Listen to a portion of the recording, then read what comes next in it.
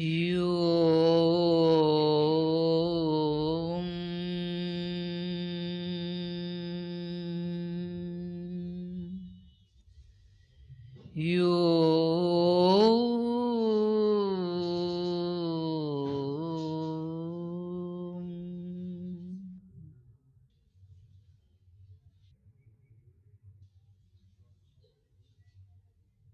বিশুদ্ধ চিদেকরূপম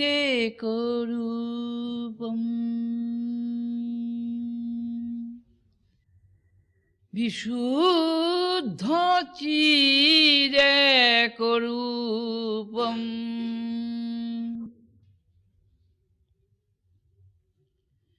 সদসৎ বিলক্ষণম সদসৎ বিলক্ষণম বুদ্ধয়াদি সাক্ষীভূতম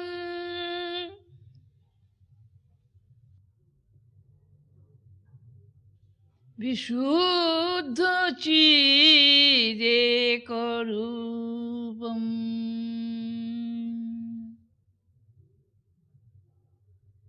বুদ্ধয়াদি সাক্ষীভূতম সদসৎ বিলক্ষণম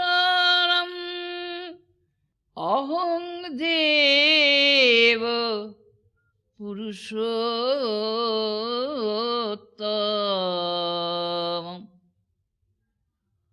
অহং দেব পুরুষোত্তম বিশুদ্ধ চিদেকরূপম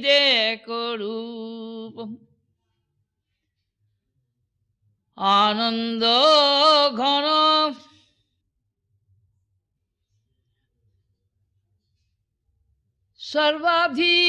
সর্বাধিষ্ঠানম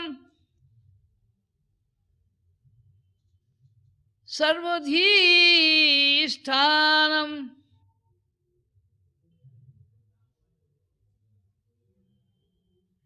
সবোধ নিরঞ্জনম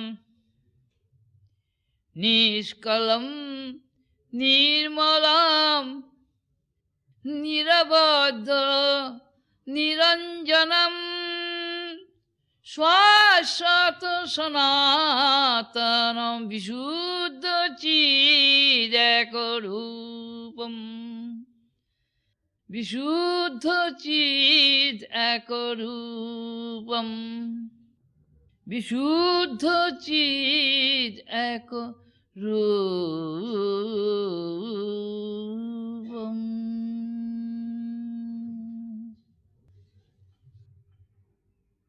এই বিশুদ্ধ চিৎ অর্থাৎ চৈতন্য, তার মধ্যে কোনো মিশ্রণ নেই। মিশ্রণ না হলে সৃষ্টি হয় না। কাজেই সৃষ্টির কল্পনাটা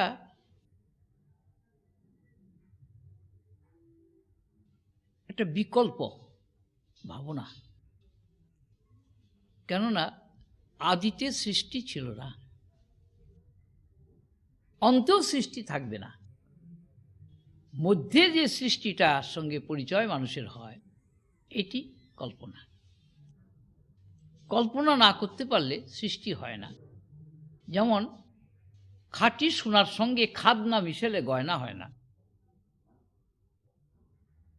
এখন বিশুদ্ধ চিতের সঙ্গে কি খাদটা মেশানো হলো?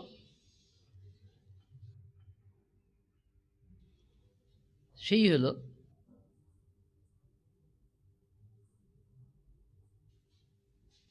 মায়া, সেই হলো শক্তি, সেই হলো প্রকৃতি, সেই হলো কল্পনা। সতের সঙ্গে এই মায়ারূপ খাদ না মিশালে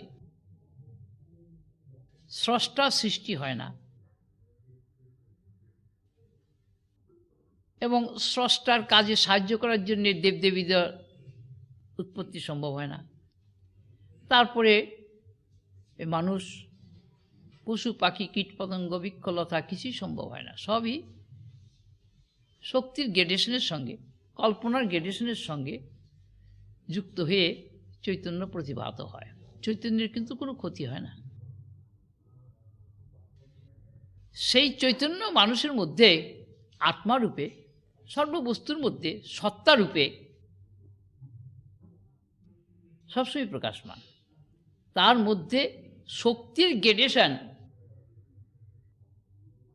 ভাবযুক্ত হয়ে বৈচিত্র্য সৃষ্টি হয়েছে। এই ভাব মূলত তিন প্রকার: সত্ত্বপ্রধান, রজপ্রধান, তমপ্রধান। সত্ত্বপ্রধান সেটি হচ্ছে, সেটাকে আমরা বলি সাত্ত্বিক, রজপ্রধানকে রাজসিক, তমপ্রধানকে তামসিক। চৈতন্য বা জ্ঞানের সঙ্গে তম গুণ যখন মিশ্রণ হয় তখন সেটা হয় জ্ঞেয় বা দৃশ্য। আমরা যে দৃশ্যগুলি দেখি বা আমাদের জানার যে বিষয়বস্তু জ্ঞেয়, মানে অবজেক্ট অফ নলেজ, সেটা হচ্ছে তামসিক। আর মানে ক্রিয়তা, কার্যাদি, প্রকাশাদি, এটা হচ্ছে রজগুণ। রজগুণ বৈচিত্র্য সৃষ্টি করে। আর সত্ত্বগুণ হচ্ছে প্রকাশধর্মী। কাজেই আমাদের যত কার্যাবলী সবই রজগুণের কাজ। আর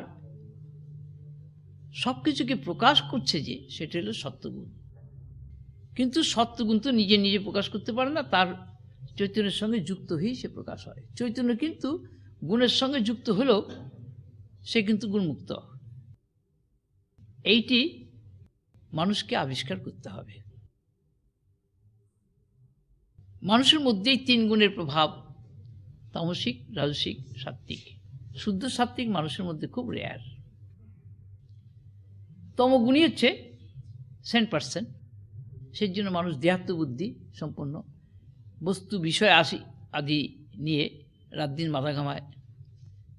আর তার মধ্যে ভেরি ফিউ পার্সেন্টেজ তারা হয়তো একবার একটু ঈশ্বরের নামটাম করে বা একটু পূজা পাঠ করে। 24 ঘন্টার মধ্যে অতি নগণ্য সময়। আর রজগুণীরা তো রাত দিন ভাঙ্গা করার কাজেতেই লেগে আছে,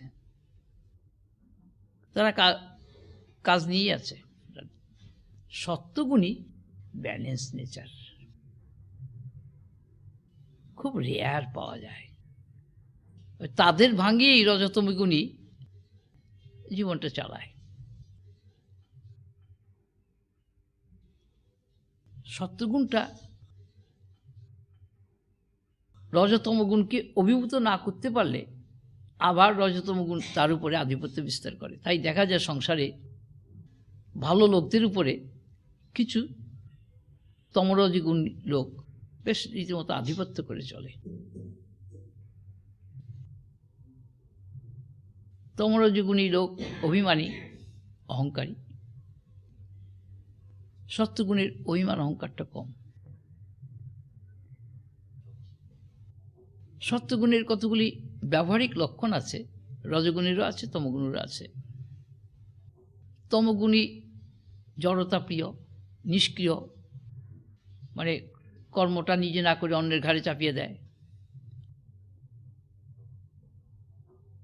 বেশি নিদ্রা প্রিয়, আর শোকমোহগ্রস্ত, পরের দোষ দেখে বেড়ায়, ইত্যাদি ইত্যাদি। রজগুণী অহংকার অভিমানী, সে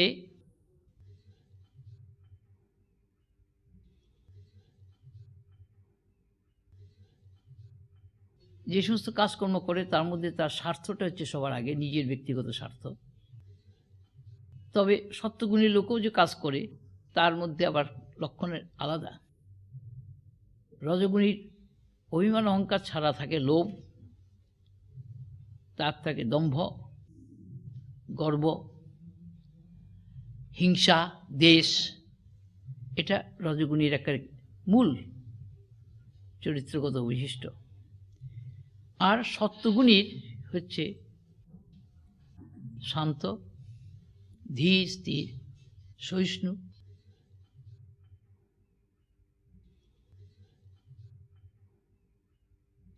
নিষ্প্রিয়, নিরভিমান,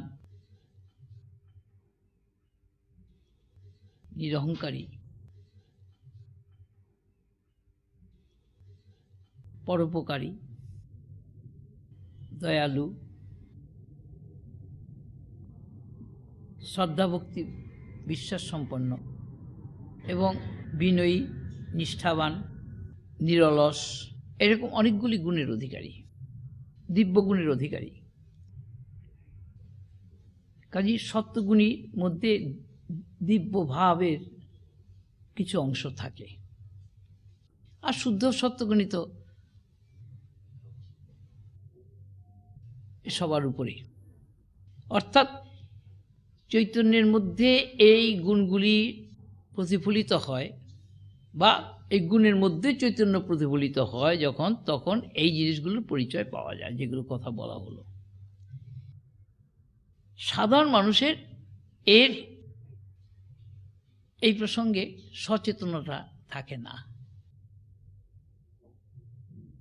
তারা সব জিনিসের মজাটা চায়, ভালোটা চায়, কিন্তু ভালোটা করার যোগ্যতা তাদের থাকে না।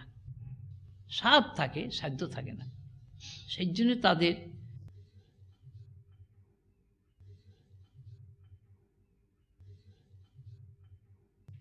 মন থাকে অশান্ত, দেহ থাকে তাদের অসুস্থ। এগুলি সবই অশুদ্ধির লক্ষণ। শুদ্ধি বলতে যেটা বোঝায়, তাতে এগুলি তমগুণ রজগুণ কিন্তু সক্রিয় থাকবে না, সত্যগুণ এবং শুদ্ধ সত্যগুণ সক্রিয় থাকবে।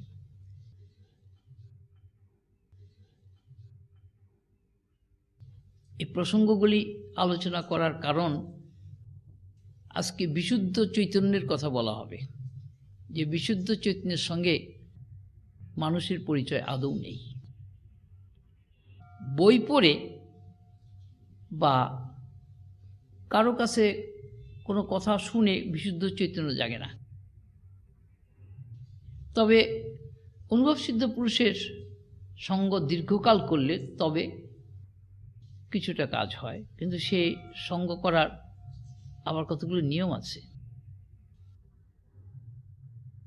পায়েসের মধ্যে হাতা ডুবানো থাকে, কিন্তু হাতা পায়েস টেস্ট করতে পারে না। স্যুপের হাতা স্যুপ টেস্ট করতে পারে না। কাজেই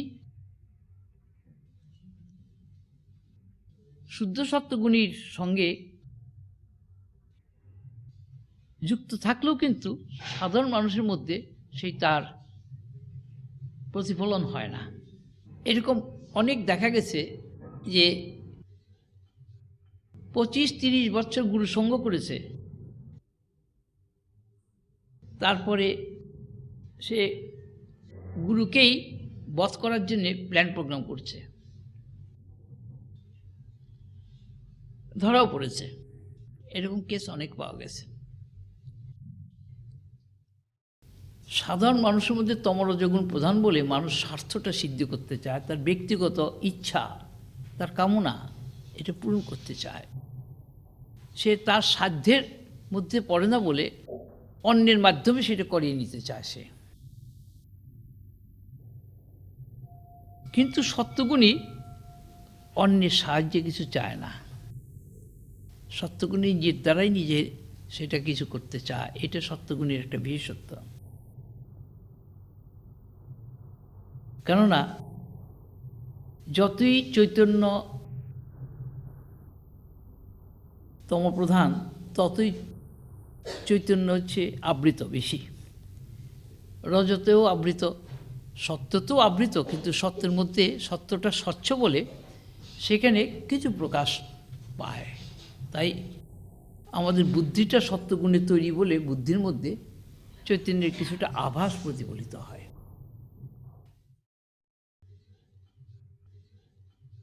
বুদ্ধি এর নিজস্ব কোনো চৈতন্য নেই, তার মধ্যে চৈতন্য প্রতিফলিত হয়, রিফ্লেক্টেড হয়। বুদ্ধির থেকে মনে হয়, মনের থেকে ইন্দ্রিয়েতে, ইন্দ্রিয়ের থেকে ইন্দ্রিয়ের বিষয়ে। সাধারণ মানুষ এগুলো শুনলে বলে ওগুলো আমাদের মাথায় ঢোকে না, আমরা এগুলো বুঝি না। কিন্তু সে কি বোঝে? তমপ্রধান যে সমস্ত জিনিস সেগুলো সে খুব সহজে বোঝে। কাজী এই যুক্তি দিয়ে অনেকেই এই বিশুদ্ধ চিৎ বা চৈতন্য বা জ্ঞানকে এড়িয়ে চলে জীবনে, অথচ তার ফলটা পেতে চায়। সে তো হয় না।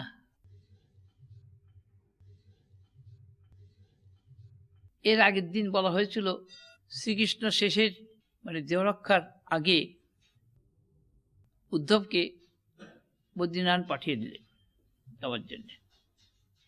কেননা তার চৈতন্যের মধ্যে শুদ্ধির অভাব ছিল। সারা জীবন শ্রীকৃষ্ণের সঙ্গ করেছে, তা সত্য কিন্তু চৈতন্যের অভাব ছিল। সেই জন্যই চৈতন্যের তাকে শ্রীকৃষ্ণ তাকে তপস্যা করার জন্য পাঠিয়ে দিলেন।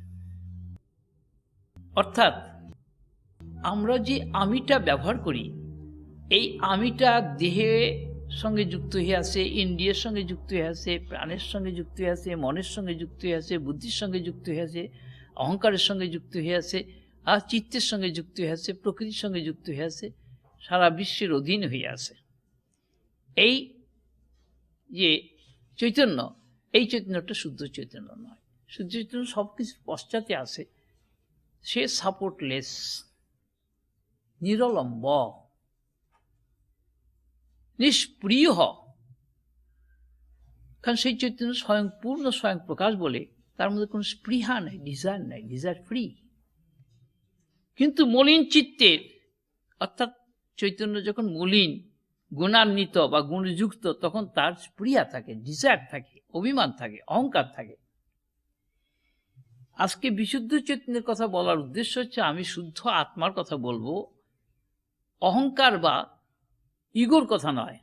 অহং দেব, আত্মা রাম, প্রাণারাম, যার অস্তিত্বে বুদ্ধি, মন, ইন্দ্রিয়াদি আপন আপন কার্যে রত হয়, অথচ তারা জানে না কার জন্যে এগুলো সম্ভব হচ্ছে। বুদ্ধিও জানে না, মনও জানে না, অহংকারও জানে না, মানে ইন্দ্রিয়াদিও জানে না, দেহ তো জানেই না।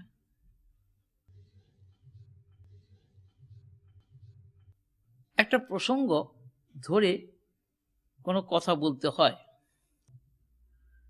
এখানে প্রথম দিন থেকেই আমি একটা প্রসঙ্গ রেখেছি। সেই প্রসঙ্গটা হচ্ছে আমার মানুষের আত্মার আমি, পূর্ণের আমি, অখণ্ডের আমি, সত্য আমি, এক আমি, অদ্বয় আমির কথা। এইটাকে অবলম্বন করে আমি প্রসঙ্গের পর প্রসঙ্গ আনছি। বুদ্ধিমান অনেকেই মনে করে বুঝে ফেলেছি। বুদ্ধির হচ্ছে এটা বিকাশ। কারণ বুদ্ধি যেটুকু বুঝবে সেই বোঝা তাকে বোঝাই বইতে হবে। কারণ বুদ্ধির সাধ্য নাই পরম বোধিকে বুঝতে পারে। কারণ বুদ্ধির নিজস্ব কোনো চৈতন্য নাই, ধার করা চৈতন্য, অর্থাৎ রিফ্লেক্টেড লাইট নিয়ে সে চলে। জীবন চলে আমাদের রিফ্লেক্টেড লাইটে, অন্তঃকরণ মানে রিফ্লেক্টেড লাইট। আত্মা কিন্তু কোনো ক্রিয়া করে না, কারণ আত্মার মধ্যে রজগুণ নেই। আমি কথাগুলোকে সেই জন্য গুছিয়ে সবার সামনে রাখছি, যাতে বুদ্ধি ভুল করে উল্টাপাল্টা না বোঝে। কারণ বুদ্ধি ভুল বুঝবেই, কারণ বুদ্ধির তো নিজস্ব কোনো চৈতন্য নাই, তার ভিতরে যেটুক চৈতন্যের প্রতিফলন পড়ে সেইটুক সে মনের সঙ্গে যুক্ত হয়ে মলিন হয়ে আছে আরো বেশি। কাজেই রাত দিন মন তাকে ডিকটেট করছে, এটা চাই, ওটা চাই, ওটা নাই, ওটা করে দাও। বুদ্ধি দিতে পারছে না বলে মন খেপে যাচ্ছে। প্রসঙ্গটা ভারী ইন্টারেস্টিং, যদিও সবার কাছে নয়।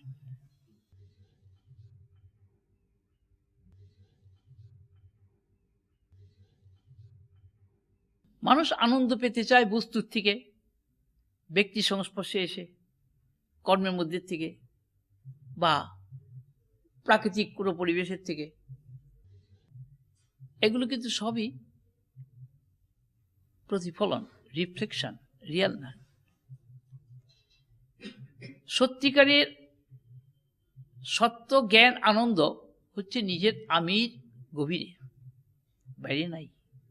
বাইরে সবটাই গ্রস, আমরা যা দেখছি বিশ্ব প্রকৃতির সবগুলো সিন, অর্থাৎ সবগুলো হচ্ছে অবজেক্ট সবসময় তামসিক। আমরা তামসিকগুলোকে নিয়ে দেখে শুনে মনে করি অনেক জেনে ফেলেছি।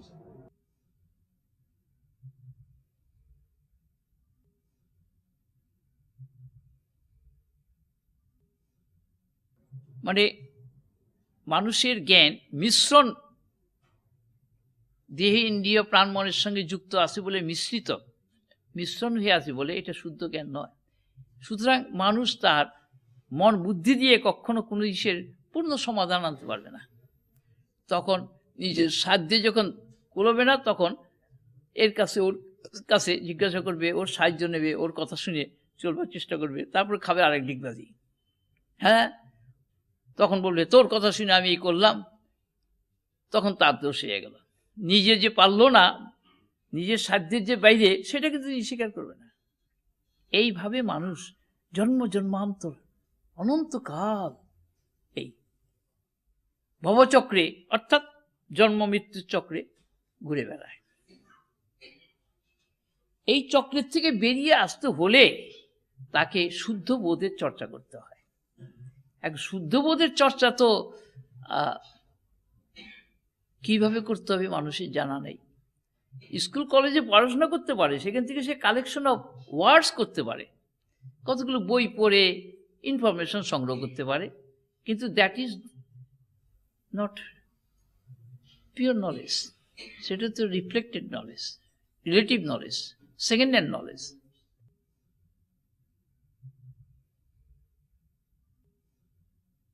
ফার্স্ট হ্যান্ড নলেজ হবে সে স্বয়ং নিজেই নিজের ভিতর থেকে সেটা প্রকাশ পাবে। অনধিত বিদ্যা, অপঠিত অনধিত, অর্থাৎ যেটা পাঠ করা বিদ্যা নয়, শ্রুত বিদ্যা নয়, স্বতঃসিদ্ধ স্বতঃস্ফূর্ত স্বয়ংপূর্ণ স্বয়ং প্রকাশ বিদ্যা।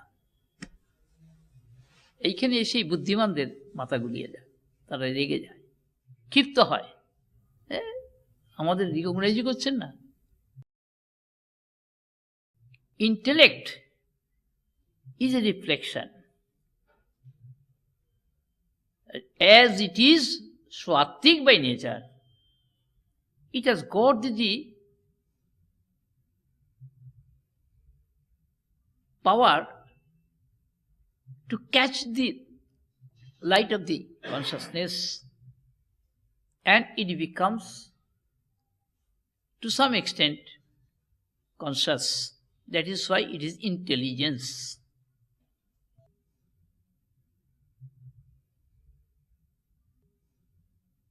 Yesha sannidhi matrena manobuddhadi sokyartheshu vartante pranita iva. Meaning that by the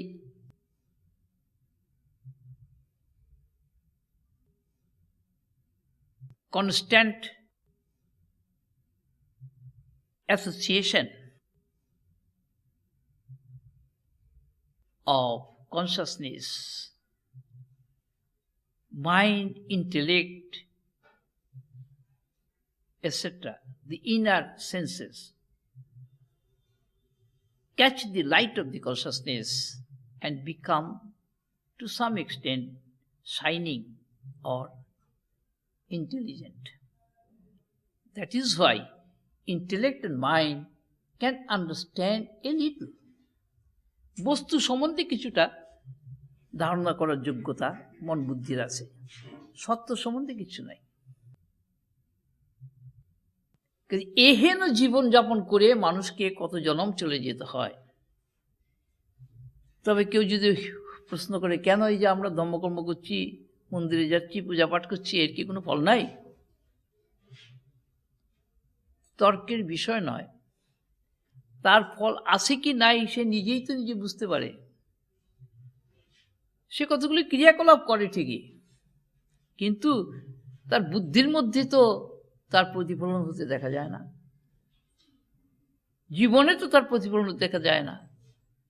দীর্ঘকাল সে যেই তিমিরে সেই তিমিরেই।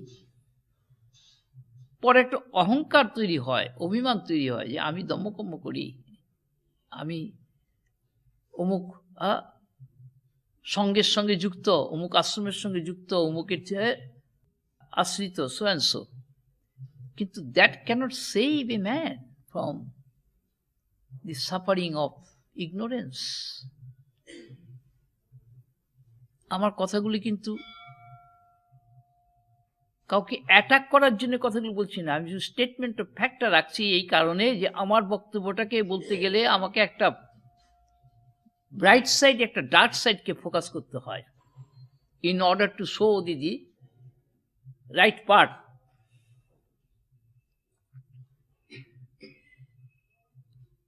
আমরা যে ধর্ম চর্চা করি শৈশব থেকে জীবনের শেষ প্রান্তে আমাদের মধ্যে কত পার্সেন্ট লোক সে ধর্মের ফলটা নিজে অনুভব করে অপরকে অনুভব করাতে পারি?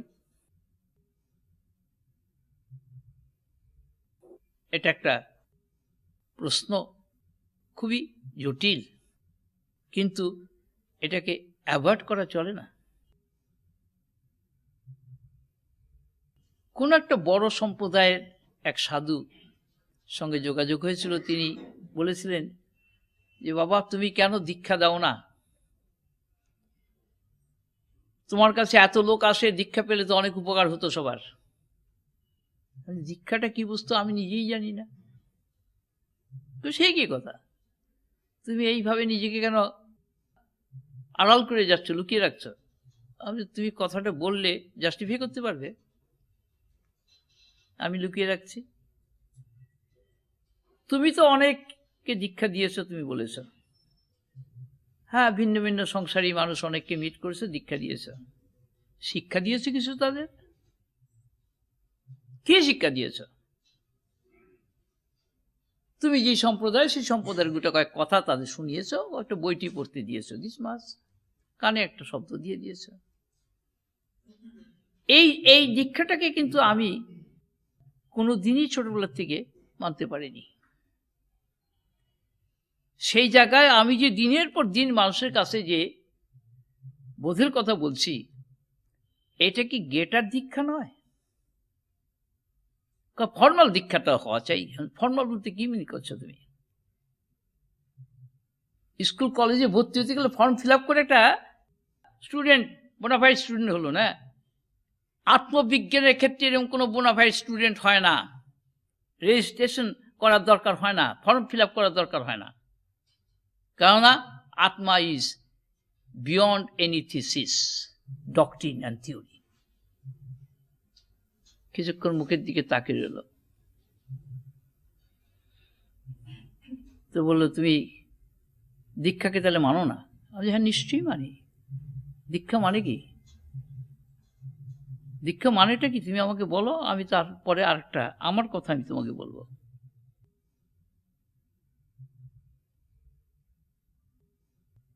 দীক্ষা ঈশ্বর সৃষ্টি করতে গিয়ে তিনি কল্পনা করেছেন, কল্পনার মধ্যে তিনি নিজে প্রবিষ্ট হয়েছেন। এক অহম বহুশ্যাম, আমি বহু হব, এই সংকল্প তার ভিতর জেগেছিল।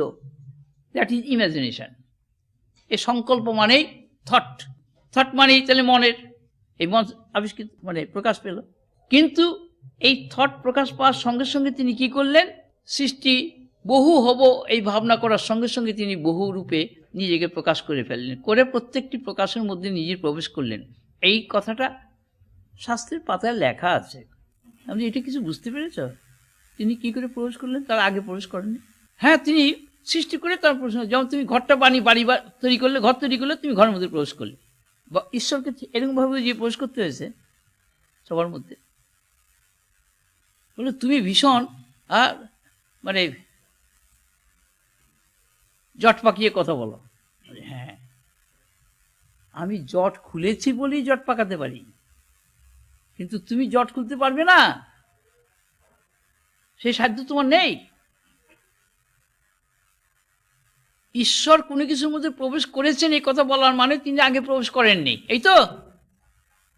তাহলে মানুষের মতো তার ধর্ম এসে গেল, বাড়িটা তৈরি করা হয়েছে, তিনি এখনো গৃহে প্রবেশ করেন নাই, এই তো।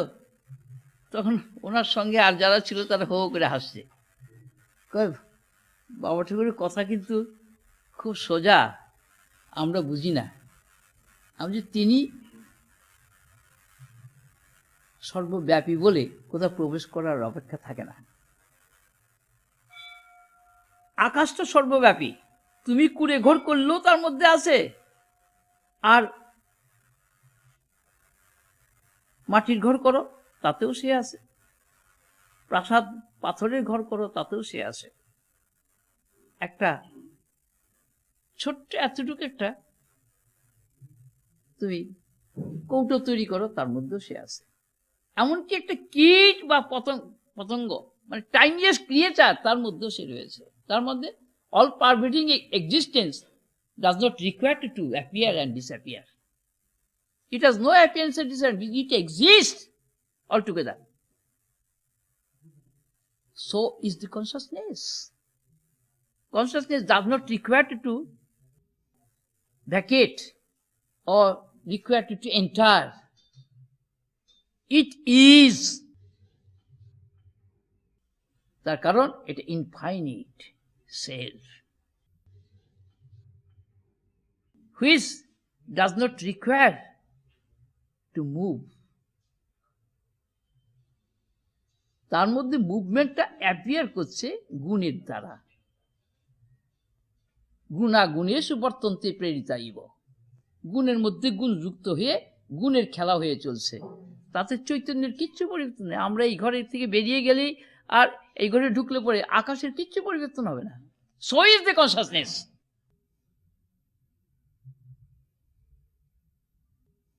তখন সে সাধু বলছেন, আমরা তো এরকম দীক্ষার অর্থ পাইনি, আমরা দীক্ষার অর্থ পেয়েছি এরকম। ওটা তো একটা কন্ডিশন, দীক্ষা তো কন্ডিশন না। ঈশ্বর যে বহু হয়েছেন তাতে তিনি কন্ডিশন হয়ে যান নাই। সমুদ্রের বক্ষে সমুদ্রের জল তরঙ্গায়িত লীলায়িত হচ্ছে, লহরী বুদবুদ উঠছে, তাতে সমুদ্র কিন্তু কন্ডিশন হয়ে যাচ্ছে না। Water remains always the same, it is not changed by its appearance. So the consciousness with its appearance and disappearance of the expression remains the same. এইটাকে বোঝাবার জন্যই আমি তত্ত্বের কথা বলেছি। আমি তত্ত্বকে বাদ দিয়ে কোনো অনুভূতি সম্ভব নয়। তার মানে অহংকার নয়, কিন্তু প্রত্যেক মানুষ কিন্তু অহংকার দিয়ে কাজ করে, অহংকারটা বিশুদ্ধ নয়। অহংকার যার দ্বারা প্রকাশিত হচ্ছে, আমার গানটার ভিতরে সেই কথাই রয়েছে, বিশুদ্ধ চিৎ এক রূপ বুদ্ধ আদি সাক্ষী, কনস্ট্যান্ট সে উইটনেস হিসেবে রয়েছে, সৎ অসৎ বিলক্ষণ। অর্থাৎ মানুষের যে অসৎ একটা ধারণা বা কল্পনা, সৎ অসৎ মানে রিয়েল অ্যান্ড আনরিয়াল, এই থেকে বিলক্ষণ, এর থেকে আলাদা, স্বতন্ত্র। চৈতন্য কার সঙ্গে ওই মাখামাখি করে ভাব করতে যায় না, পীড়িত নেই তার, কার সঙ্গে শত্রুতাও নাই। ওটা হচ্ছে অহংকারের। অহংকার ভাব করবে তার পছন্দ মতো লোকের সঙ্গে, আবার দ্বন্দ্ব করবে, ঝগড়া, তারপরে আবার তার থেকে আলাদা হয়ে যাবে। That is the nature of ego. Ego is not pure consciousness, এটা একটা রিফ্লেকশন, রিফ্লেক্টেড পার্ট। এখন বললাম চৈতন্য তো সব কিছুর মধ্যে প্রকাশ হয়ে নিজেকে ছড়িয়ে দিয়েছে। তো দীক্ষা তো চৈতন্যই দিয়ে দিয়েছে সবাইকে। তুমি কি বলতে চাও যে তুমি যে কজনকে দীক্ষা দিয়েছো তাদের মধ্যে চৈতন্য নাই, তুমি তাতে কি চৈতন্য দেবে? চৈতন্য তুমি, who are you to give consciousness to them? চৈতন্য কখনো বিভক্ত হয় না, বিভক্ত হয় চিদাভাস, অর্থাৎ রিফ্লেকশন। রিফ্লেকশনের মধ্যে ভেরিয়াস গ্রেডেশন হতে পারে, কাজে সৃষ্টিটা হচ্ছে রিফ্লেকশনের পার্ট, এইখানে গ্রেডেশনে ভরা। কিন্তু পিওর কনসাসনেসের মধ্যে কোনো গ্রেডেশন নাই। ইট ইজ বিশুদ্ধ চিৎ একরূপ, it is entirely free from all duality. It is homogeneous by nature, not heterogeneous. Chidabhas, অর্থাৎ reflection of consciousness, is heterogeneous by nature. But consciousness itself is homogeneous. এক রস, আকাশবৎ এক রস, চিদ এক রস। এটি হচ্ছে অখণ্ড আমি, আত্মা, এই ব্রহ্ম, এই ঈশ্বর। কল্পনা করে তাতে তো আমরা মানুষ কি করছে, মুন্ডু লাগাচ্ছে, হাত লাগাচ্ছে, নিজের মতো করে ভাবছে। আমি এর বিরোধিতা করছি না, আমি কিন্তু স্টেটমেন্ট অফ ফ্যাক্টটাকে রাখছি সবার সামনে। So long you are attach to this ideas, you cannot go to your original state.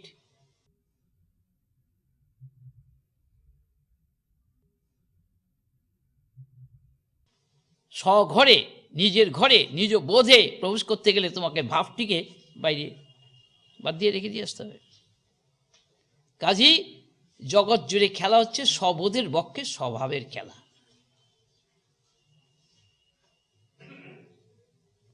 এই স্বভাবের মধ্যে অনন্ত অনন্ত ভেরিয়েশন, তার মধ্যে this or that, not this or not that, liking disliking, agreeable unagreeable, present unpresent, very প্রচুর খেলা হয়ে চলছে। এই বড়, এই ছোট, এই ভালো, এই মন্দ, সোয়ানসো সোয়ানসো, এগুলো স্বভাবের খেলা, নট স্ববোধের খেলা। স্ববোধে নিত্য এক, ওয়ান। আমি এই একের বোধের কথার খেলা এইখানে প্রথম থেকে আরম্ভ করেছি, যে এইখানে দ্বিতীয় কার কোনো মতবাদ চলবে না। তার কারণ একের কোনো ডুপ্লিকেট নাই। আত্মা অবিভক্ত, আত্মা কখনো দ্বৈত ভাব নিয়ে থাকে না, সে সবসময় একেতে ছিল, একেতে আছে, একেতেই থাকবে। আত্মার ব্রহ্ম অভিন্ন। সুতরাং আত্মার কথা বলে আমি ব্রহ্মের কথায় চলে যাচ্ছি, এবং আলটিমেটলি আমি ব্রহ্মর কথাতেই থাকবো, আত্মার কথা দিয়ে। কিন্তু ঈশ্বরের ক্ষেত্রে জগৎকে স্বীকার করতে হয়, আত্মার ক্ষেত্রে জগৎকে স্বীকার করলে তুমি আত্মার বোধে আসতে পারবে না। ব্যাস, যেই মাত্র জগৎকে তুমি স্বীকার করলে, সেই মাত্র কি হলো? বৈচিত্র্য, দ্বৈত স্বীকার করলে। আত্মার মধ্যে দ্বৈত অসিদ্ধ। আমি গানের মধ্যে দিয়ে এই কথাগুলোকে পরিষ্কার করে বলে দিয়েছি, কারণ এই গানগুলো হচ্ছে ওর সূত্র, ব্রহ্মসূত্র, আত্মসূত্র। এগুলো মুখস্থ বিদ্যার থেকে না, হৃদয়ের গভীরের থেকে উঠে এসেছে। এই তমপ্রধান রজপ্রধান যে জীবন, এই জীবনকে সত্য প্রধান করে, শুদ্ধ সত্যর সঙ্গে যুক্ত করে গুণাতীতে পৌঁছিয়ে দেবে বলে এই কথাগুলোর মধ্যে রয়েছে অভিনবত্ব, রয়েছে সম্পূর্ণরূপে শক্তির পরিপূর্ণ মাহাত্ম্য এবং মৌলিকতা, অর্থাৎ অরিজিনালিটি। কারণ এটা কোনো মতবাদ নয়, this is not a doctrine, not a theory, not even a thesis, because self is beyond doctrine, theory and thesis. Anything other than self is antithesis to the self. কাজেই বিকল্প কোনো চিন্তা কথা দিয়ে তোমরা আত্মবোধে আসতে পারবে না। এইবার নিজের অহংকারকে নিজেরা কতখানি সংযত করতে পারো না পারো সেটা নিজেরা পরীক্ষা করে দেখবে। না পারলেও বলা হয়েছে তোমরা ঈশ্বরকে তো ভাবতে পারো, কারণ স্রষ্টা যখন সৃষ্টি যখন আছে স্রষ্টাকে ভাবতে পারো, আত্মাকে কিন্তু সহজে ভাবতে পারবে না। অথচ আত্মার ভাবনাটি সবচেয়ে সহজ, কারণ ঈশ্বরকে তুমি কোথাও খুঁজে পাবে না, কিন্তু আত্মা তোমার সাথেই রয়েছে। ঈশ্বরকে পেতে হলে তোমাকে ইউনিভার্সাল আউটলুক তৈরি করতে হবে, কিন্তু আত্মা অণু তোমার মধ্যেও অস্তিত্ববান, কেননা অণুর অস্তিত্বটাই সত্তাটাই আত্মা।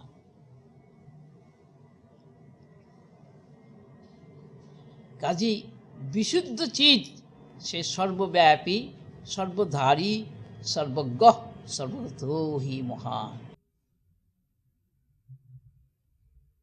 এই এক অহম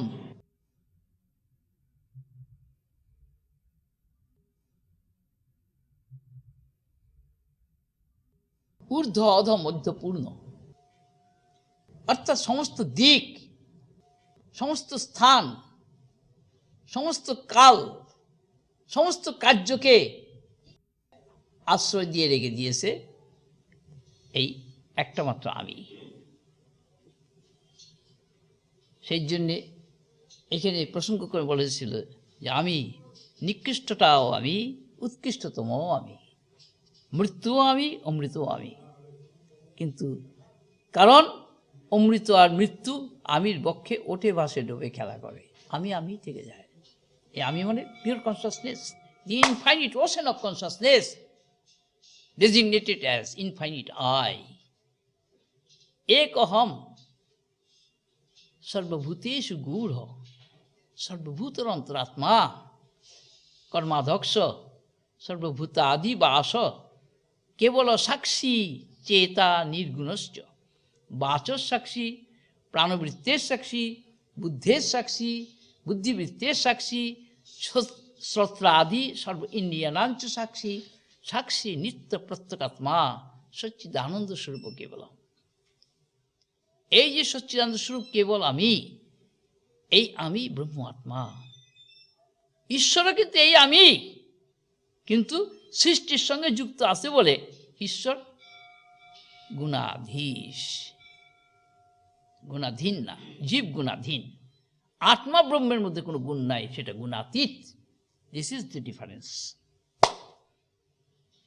বুঝতে পারি না বললে কিন্তু তোমার জীবন কিন্তু মানবে না, জীব কিন্তু গড়িয়ে গড়িয়ে চলবে, সে মার খাবে, ঘা খাবে, তখন বেরিয়ে আসতে চাইবেই। আজকে তুমি না চাইতে পারো, দুদিন পরে তোমাকে চাইতেই হবে। কেননা কে বসে বসে মার খেতে চায়? মৃত্যুকে অতিক্রম করতে চাইবেই তুমি একদিন। মৃত্যু তৈরি হচ্ছে গুণের দ্বারা, গুণ যেখানে নাই মৃত্যু সেখানে নাই। কিন্তু এই গুণ আছে কোথায়? শক্তির খেলা যদবধি, গুণের খেলা তদবধি। খুব কঠিন ছাই।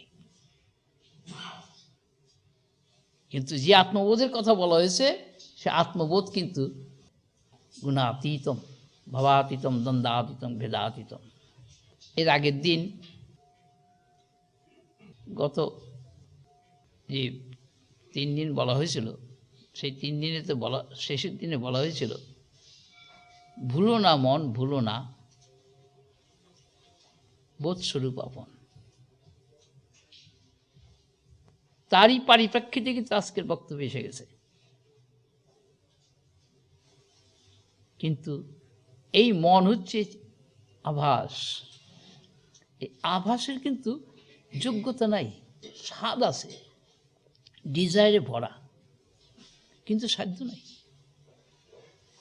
মার খেয়ে মরছে, সাধ্য নাই বলে। চোখের সামনে দেখছে আরেকজনে পারছে, আমি পারছি না। অমুকে প্রশংসা করছে, আমাকে করছে না, আমাকে সবাই অবজ্ঞা করছে। তার ভিতরে কমপ্লেক্স খেলা করছে। এই গুণের ঘরে জিনিস হবে, কিন্তু সভ্যতার যদি কিনা আলোচনা করা যায়, মানব সভ্যতার মধ্যে মানুষ কি করেছে তমরজগুণকে অতিক্রম করার জন্যে একটা প্রচেষ্টা চালিয়েছে। সেটা হচ্ছে জীবনের উন্নতি করার জন্য প্রচেষ্টা, অজ্ঞানকে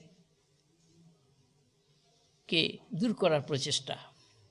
এখন অজ্ঞানজাত যত কিছু আছে জীবনে, দুঃখ, কষ্ট, ভাবনা, চিন্তা, শোক, মোহ, ভ্রান্তি, ভীতিকে, এগুলিকে অতিক্রম করার একটা চেষ্টা। কিন্তু তমরজগুণের মধ্যে থেকেই চেষ্টা করে কিন্তু সহজে পারা যায় না। তাহলে সবটি কি বৃথা যাবে? না। তখন যারা জিনিসটা একটু বুঝতে পেরেছে তারা বলল, আসলে আমাদের এই 3 গুণের মধ্যে সত্ত্বগুণটি হচ্ছে বেশি সাহায্যকারী। এই সত্ত্বগুণকে বাড়াও আগে, তমরজগুণকে কমিয়ে সত্ত্বগুণ বাড়াও। এই যেই ধর্ম চর্চা মানুষ এখন করে সেটার মূলের ছিল এই সত্ত্বগুণ বাড়িয়ে দেওয়া, কিন্তু মানুষ তাও জানে না। সত্ত্বগুণ বাড়িয়ে তারপরে শুদ্ধ সত্ত্বগুণে যাওয়ার চেষ্টা করা, তারপরে গুণাতীত হওয়া। কিন্তু মানুষ তো এখন তমরজগুণের মধ্যে রয়েছে, সত্ত্বগুণ বাড়াচ্ছে না, তার ভিতরে দিব্য গুণ খেলছে না, আসরিক গুণ খেলছে, স্বার্থপরের মতো সে জীবনযাপন করছে। দিব্য গুণটা কিন্তু স্বার্থপরের মতো নয়, স্বার্থটাকে ত্যাগ করার চেষ্টা করছে, বিসর্জন দিচ্ছে। সেই জন্যে দিব্য ভাবের মধ্যে সমর্পণের কথা আছে। দেবতার ভাবনা ভেবে তবে দেবতার পূজা করতে হয়। দেবং ভবেত দেবং যজেত, অর্থাৎ দেবভূতা দেবং যজেত, দেবতা হয়ে দেবতার পূজা করো, নতুবা দেবতা পূজা করলে কোনো কাজ হবে না। তো দেবতা কি করে হওয়া যাবে? দেব ভাবনার দ্বারা নিজেকে আগে ভাবিত করে নাও। কাজে আমাদের ভাবনাটা, মনটা হচ্ছে ভীষণ মলিন। এই মনই কিন্তু আমাদের বন্ধনের কারণ। আবার সাত্ত্বিক মন হলে এই মনই কিন্তু আবার মুক্তির কারণ হবে, কিন্তু আগে সাত্ত্বিক মন তো বানাতে হবে। সেই জন্যেই এই যে স্তব, স্তুতি, মন্ত্রপাঠ, জপ, কীর্তন, ভজন, এগুলি করার উদ্দেশ্য হচ্ছে সত্ত্বগুণকে বাড়ানো। সত্ত্বগুণ বাড়াবার জন্যেই কতগুলো নূতন নিয়ম পালন করতে হয়। আহারে বিহারে, চলনে বলনে, সব কিছু ব্যবহারের মধ্যে একটা নিয়ম নিষ্ঠা নিয়ে আসতে হয়, তমরজগুণকে সরিয়ে দেওয়ার জন্য। সেই জন্য যারা সত্ত্বগুণ বাড়াতে চায় তাদের জীবনে আসে কতগুলো নূতন নিয়ম চর্চা। যেমন নিদ্রা কমিয়ে ফেলতে হয়, কাজ কমিয়ে ফেলতে হয়, সঙ্গ, বাইরের সঙ্গ কমিয়ে ফেলতে হয়, আড্ডা মারা কমিয়ে ফেলতে হয়, বাজে কথা বলা, গল্প করা, কথা কমিয়ে ফেলতে হয়। এবং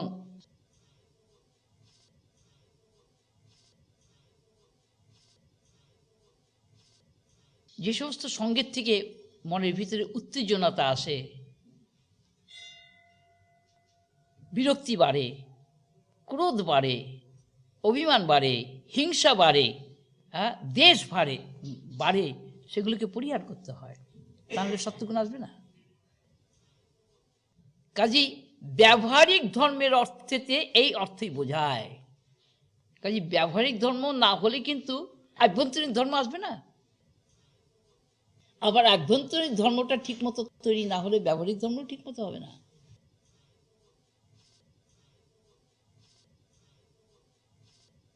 এই প্রসঙ্গেই বলা হয়েছিল, অবশ্য এর কথাবার্তাগুলো খুব গতানুগতিকের সঙ্গে খাপ খেয়ে চলে না বলে এর কথাগুলি একটু অন্যরকম শোনায়, ঠিকই, উপায় তো নেই। কেননা গতানুগতিকের কথা যদি আমি শিখতাম তাহলে সেই কথাই বলতাম, সেই কথা বলা হচ্ছে না, তার কারণ গতানুগতিকের কথার সঙ্গে আমার সম্পর্ক কম। ধর্মজগতের অনেকেই প্রশ্ন করেছে, তো বললাম দেখো ছোটোবেলার থেকেই কতগুলি জিনিস লক্ষ্য করেছি, যেই পরিবারেতে এই দেহটা জন্মগ্রহণ করেছে সেই পরিবারেও দেখেছি যে দেহের যিনি গর্ভধারিণী জননী, তিনি নানান রকম ব্রত নিয়ম আদি পালন করতেন। মাসের মধ্যে 7 দিনও দুবেলা তিনি খেতেন না, অথচ ভোর 4টার থেকে আরম্ভ করে রাত্রি 12টা পর্যন্ত অনলস পরিশ্রম করতেন সংসারের কাজের। সস্তার দিন, এখন মানুষ বিশ্বাসই করবে না সেগুলো। এখনকার মানুষের কাছে সেই দিনকার কথা বললে কার পক্ষে বিশ্বাস করা সম্ভব নয়। সেই সস্তার দিনেতেও কিন্তু অনেক সময় স্কয়ার মিল জোটে নিয়ে, এবং তার জন্য আমি ব্লেসেড। আমি নিজেকে সত্যি এক এক সময় ভাবি যে আমার মতো ভাগ্যবান পৃথিবীতে বোধহয় কেউ আর নাই। কেননা আমি দুঃখের মধ্যে জাত হয়েছি, দুঃখকে আপন করে বরণ করে নেবার একটা সুযোগ আমি পেয়েছি, যার ফলে দুঃখ আর আমাকে জীবনে কোনোদিন অতিক্রম করতে পারবে না। This is my Discovery, original Discovery. আমি শখের ধর্ম করিনি, দুঃখকে অত্যন্ত দুঃখের নিবৃত্তির জন্য আমি মাতামাতি করিনি, সমগ্র দুঃখকে একত্র করে দেখবার চেষ্টা করেছি এবং অলমাইটির কাছে প্রার্থনা করেছি যে তোমার সৃষ্টি রাজ্যে সৃষ্টি করতে গিয়ে তোমার যে মল বেরিয়ে পড়েছে, যে দুঃখরূপ মল, সেই মলটি তুমি যদি আর কোথাও রাখতে না পারো, এই জীবনের মধ্যে তুমি ঢেলে দাও। আনকনভেনশনাল প্রেয়ার কিন্তু আমার। কোনো দেবতাও এটা নেবে না, সাধুসন্তও নেবে না, ঈশ্বরও নেবে না। তোমার সমস্ত দুঃখ এর উপর ঢেলে দাও, তুমি নিশ্চিন্তে সৃষ্টিকার্যে রত হও, যাতে তোমার কোনো কষ্ট না হয়। ঈশ্বরের চোখেও জল এসেছিল যে অনেক ভক্ত আমার জন্মেছে পৃথিবীতে, কিন্তু তুমি নিজেকে কিছুতেই ভক্ত বলে পরিচয় দাও না ঠিকই, কিন্তু এইরকম প্রার্থনা কেউ আমার কাছে কোনোদিন করেনি।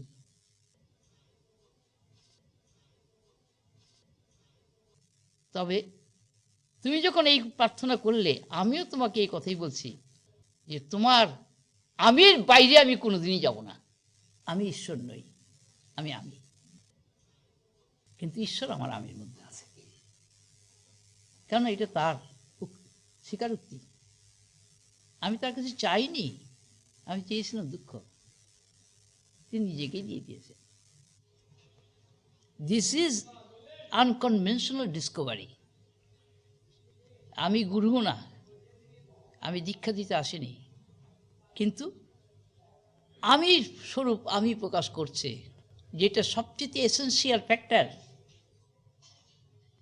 অল কাইন্ডস অফ দীক্ষা যেখানে ডিজলভ হয়ে যায়, আর পৃথক করে দীক্ষার প্রয়োজন থাকে না। বহুজন এরকম দীক্ষিত তারা এসে বলছে যে আমরা দীক্ষা নিয়েছি, অনেক জপ তপ ধ্যান করেছি, কিন্তু আপনার এখানে এসে দেখলাম অগাধ, এর কোনো তল নেই, অফুরন্ত। দিনের পর দিন আপনি এই যে বলে যাচ্ছেন, যখন শুনি অবাক হয়ে যায়, কোথা লাগে বেদ বেদান্ত যেন জীবন্ত হয়ে প্রকাশ পাচ্ছে। কিসের জ্ঞান নিয়ে 2 পাতা বই পড়ে আমরা জ্ঞান নিয়ে মাতামাতি করছি? আমি দেখো,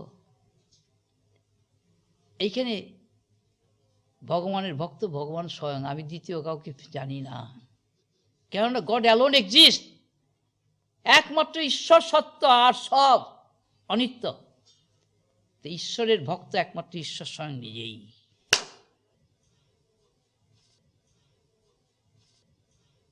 একজন মস্ত বড় ভক্ত, কেঁদে ফেলেছিল, বাবা এই যে তুমি কি কথা আজকে শোনালে, এই কথার খণ্ডন করবার মতো কোনো বিদ্যা আমি শুনিনি, পড়িও নি। আমরা সবাই ভক্ত সাজি, ভক্ত কিন্তু আমরা কেউ নই। কেননা নিজের আমিটাকেই আমরা ভালোবাসি না, ঈশ্বরকে ভালোবাসবো কোত্থেকে? ঈশ্বরকে ভালোবাসতে গেলে ওই রাধার মতো হতে হবে, ওই সীতার মতো হতে হবে, জনম দুঃখিনী সীতা, ওই দ্রৌপদীর মতো হতে হবে, কৃষ্ণ যার সখা। এগুলো তোমরা বইতে পড়ো, জীবনের মধ্যে সেই জিনিসকে উপলব্ধি করতে হলে কি দরকার? সেই চক্ষুটা কোথায়, জ্ঞান চক্ষুটা কোথায়? গিয়ে দিয়ে দেখবে। বইয়ের পাতা মুখস্থ করলে তো কোনো কাজে লাগবে না। হৃদয়ের দ্বারটা তো বন্ধ, কামনা, কল্পনা, স্বার্থ, অহংকার, অভিমান দিয়ে একেবারে বেশ করে জাম করে রেখে দেওয়া হয়েছে, রাস পড়ে গেছে। কাজেই যীশুখ্রিস্ট ছোট্ট একটা কথাই বলেছিলেন, বলছে ভক্ত বলছে যে বলছে হৃদয়েতে বাস করেন ঈশ্বর, কই হৃদয়ের দরজা যে বন্ধ, ভাঙো, ধাক্কা মারো, knock and knock the door, it will open, knock. আমরা শখের ধর্ম করি, মন্দিরে মসজিদে গির্জায় যেয়ে, তাই এর দেহর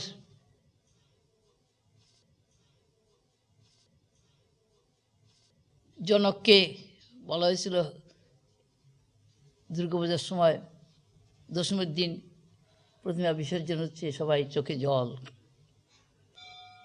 চুপচাপ দাঁড়িয়ে দেখছি, ফেউ ফেউ করে কাঁদছে সব। মা তুমি চলে গেলে আমাদের ফেলে, আবার তো আসবে। তো বাবা বললেন, বাবা এই বাল্য শিক্ষার কতদিন চলবে, তখন কিন্তু বালক, সারা জীবন এই বাল্য শিক্ষাই পড়বে মানুষ। হ্যাঁ, এই প্রতি বছর এই প্রতিমা পূজা আসছে, পূজা করছে, চলে যাচ্ছে। এই জন্য একটা ওই নেশাখোরের নেশার মতো আর কি, যখন এই সিনেমটা পেলো একবার টান দিয়ে নিল, ঠিকই এইটুকুই ধর্ম। বাবার পাশে আরো অনেকে বড় অনেকে ছিল, বাবাকে বলছে তোমার ছেলে তো দেখছি একেবারে, বলে যে ওর এই প্রশ্নের উত্তর দেওয়ার মতো সাধ্য আমার নেই, কিন্তু ও কোথার থেকে এই প্রশ্ন পাচ্ছে আর কেন বলছে সেটাও বুঝবার মতো সাধ্য আমাদের নাই। কোনদিন বাধা দেয়নি, শেষে যখন পারতেন না তখন বলতে, দেখ রে তোর এই কথার জবাব দেবার মানুষ নেই, তোর এই প্রশ্নের উত্তর তুই নিজের মধ্যে নিজেই খুঁজে পাবি। কথাটা সত্যে পরিণত হয়েছে, মানে পিতৃবাক্য যে সত্য, এটা আমি এই প্রমাণ পেয়েছি আর কি। কেননা পিতৃমন্ত্রে আছে পিতা স্বর্গ, পিতা ধর্ম, পিতা হি পরমন্তব, পিতুরি পৃথিমা বন্যে পিয়ন্তে সর্বদেবতা। এই পিতা আত্মারই পরিচয়, আত্মাই পিতা রূপে আসে, আত্মাই তপস্যা করে, জ্ঞানময় তপ, সেলফ এনার্জিজম। পিতা তাপ, তাপি, তাপ সৃষ্টি করেন যিনি, সেই পিতা। পিতা সন্তানের মধ্যে তাপ সৃষ্টি করে দিয়ে যান, আর মা সেটাকে পালন করেন, গর্ভে ধারণ করে সেই তাপটাকে মা পোষণ করে। একদিন বাবাকে এই সমস্ত কথা বলা হচ্ছিল, বাবা শুধু মুখের দিকে হাঁ করে তাকে রইলেন, কিচ্ছু বললেন না।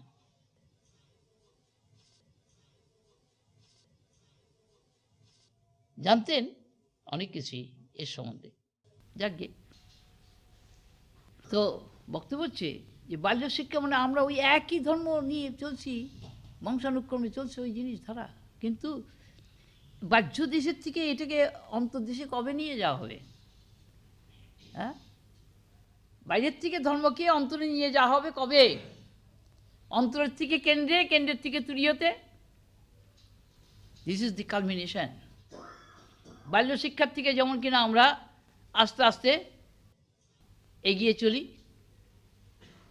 প্রাইমারির থেকে middle primary, higher primary, secondary, higher secondary, তারপরে আস্তে আস্তে আরও উপরের দিকে যাই, তারপরে ডিগ্রি কোর্স, মাস্টার কোর্স আমরা কমপ্লিট করি। বাল্য শিক্ষার মিশে আমাদের ডিজলভ হয়ে যায়। Outer customary rules of our religious acts should be transformed to higher one, step by step, and ultimately it will culminate to the knowledge of oneness. কিন্তু একটা ক্লাসে যদি বাচ্চা শিশু ছেলে ফেল করে থাকে বছরের বছর, তখন তাকে কি বলে? তা আমরা সবাই তো বাল্য শিক্ষা নিয়ে ফেল করে বসে আছি, সব ফেল মারা সব আমরা, হ্যাঁ, ধর্ম করছি মানে ওইখানেই ফেল করে বসে আছি।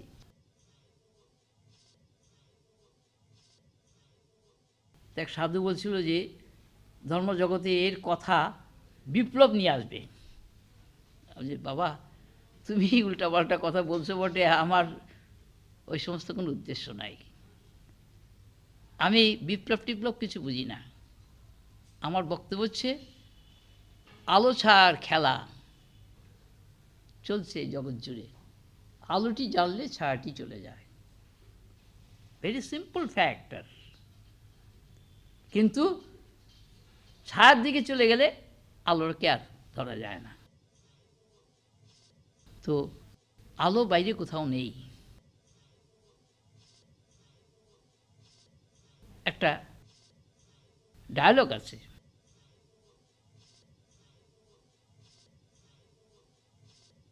আলোচনা প্রসঙ্গে একদিন এক জায়গায় আলোচনা হচ্ছিল, সেই প্রসঙ্গটা এই এখন এসে গেল স্মৃতিতে।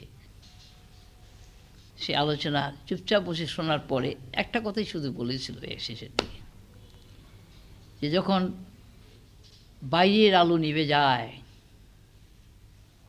বাইরের সব কিছুকে কে প্রকাশ করে? কয় সূর্য। তোমার সূর্য তো সবকে প্রকাশ করে, কিন্তু পেঁচাকে তো তার ভিতরে আলো প্রকাশ করতে পারে না, পেঁচা তো চোখ বন্ধ করে থাকে। তো সূর্য তো বিষয়ী লোকের ভিতরে ঢুকে কিছু সুবিধা করতে পারে না। এর কথাবার্তাগুলো খুব ক্রুড ফর্মের। তারা বলছে যে হ্যাঁ, আমি সূর্যের সঙ্গে আরও চাই কিছু। সূর্যের আলো দিয়ে কোনো জিনিসকে দেখতে গেলে আমার একটা চোখ থাকা চাই, আবার সেই চোখটা থাকলেই হবে না, আমার মনটা আবার সেই চোখটা ব্যবহার করতে যেন জানা চাই। এটা আমি দেখছি, এই আলোটা আছে, এই চোখটা আছে আমার ভিতরে, সেই চোখটা ব্যবহার করার জন্য মনটা আছে। তিনটার একত্র যোগাযোগ হবে, তবে এই জিনিসটা আমি দেখতে পাবো।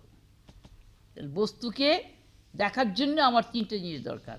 যদি এইটা না থাকে, বস্তু না থাকে, তাহলে দেখবো কি? আর যদি এই আলোটা না থাকে, তাহলে এটাও আমি দেখবো কি দিয়ে? আমার চোখ আছে বটে, মনও আছে।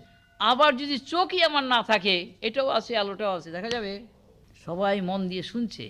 যখন সূর্যের আলো থাকবে না, তখন চন্দ্রের আলো। যখন চাঁদের আলো থাকবে না, আধার রাতে আমি জগৎকে দেখব কি দিয়ে? বৈচিত্র্যকে দেখব কি দিয়ে? বলি তখন মনের আলোতে। আর যখন মনও থাকবে না, তখন কি দিয়ে দেখব? তখন বললাম, তখন দেখার জন্যে দ্রষ্টার দৃশ্য কেউ থাকবে না, আমি একা থাকব। দ্যাট ইজ সমাধি। তুমি এগুলো জানলে কোত্থেকে? আমরা এগুলো জানার বিষয় নয়, এটা আমিই তাই। আমি মানে চৈতন্য। চৈতন্য সবসময় বর্তমান। তার বর্তমানতার জন্য দ্বিতীয় কোনো বস্তুর আবিষ্কার আমদানি করতে হবে না কোনো জায়গার থেকে। দেশকেও না, কালকেও না, কার্যকেও আনতে হবে না। দেশকাল কার্য তার উপর নির্ভরশীল। তো প্রসঙ্গক্রমে বলা হলো, দেখো এমন একটি বস্তু হচ্ছে চৈতন্য, যার কখনো অভাব হয় না, যার কখনো বিকার হয় না, যার কোনো আকার নাই, যার মধ্যে কোনো ভাগ নেই, অবিভক্ত, কোনো অংশ নেই, অংশী নেই, পার্ট নাই, অখণ্ড, যার মধ্যে কোনো ক্রিয়া নাই, নিষ্ক্রিয়, যার কোনো বিকল্প নাই, সাবস্টিটিউট নাই, যার কোনো অবলম্বন শূন্য, অবলম্বন নাই, সাপোর্টলেস।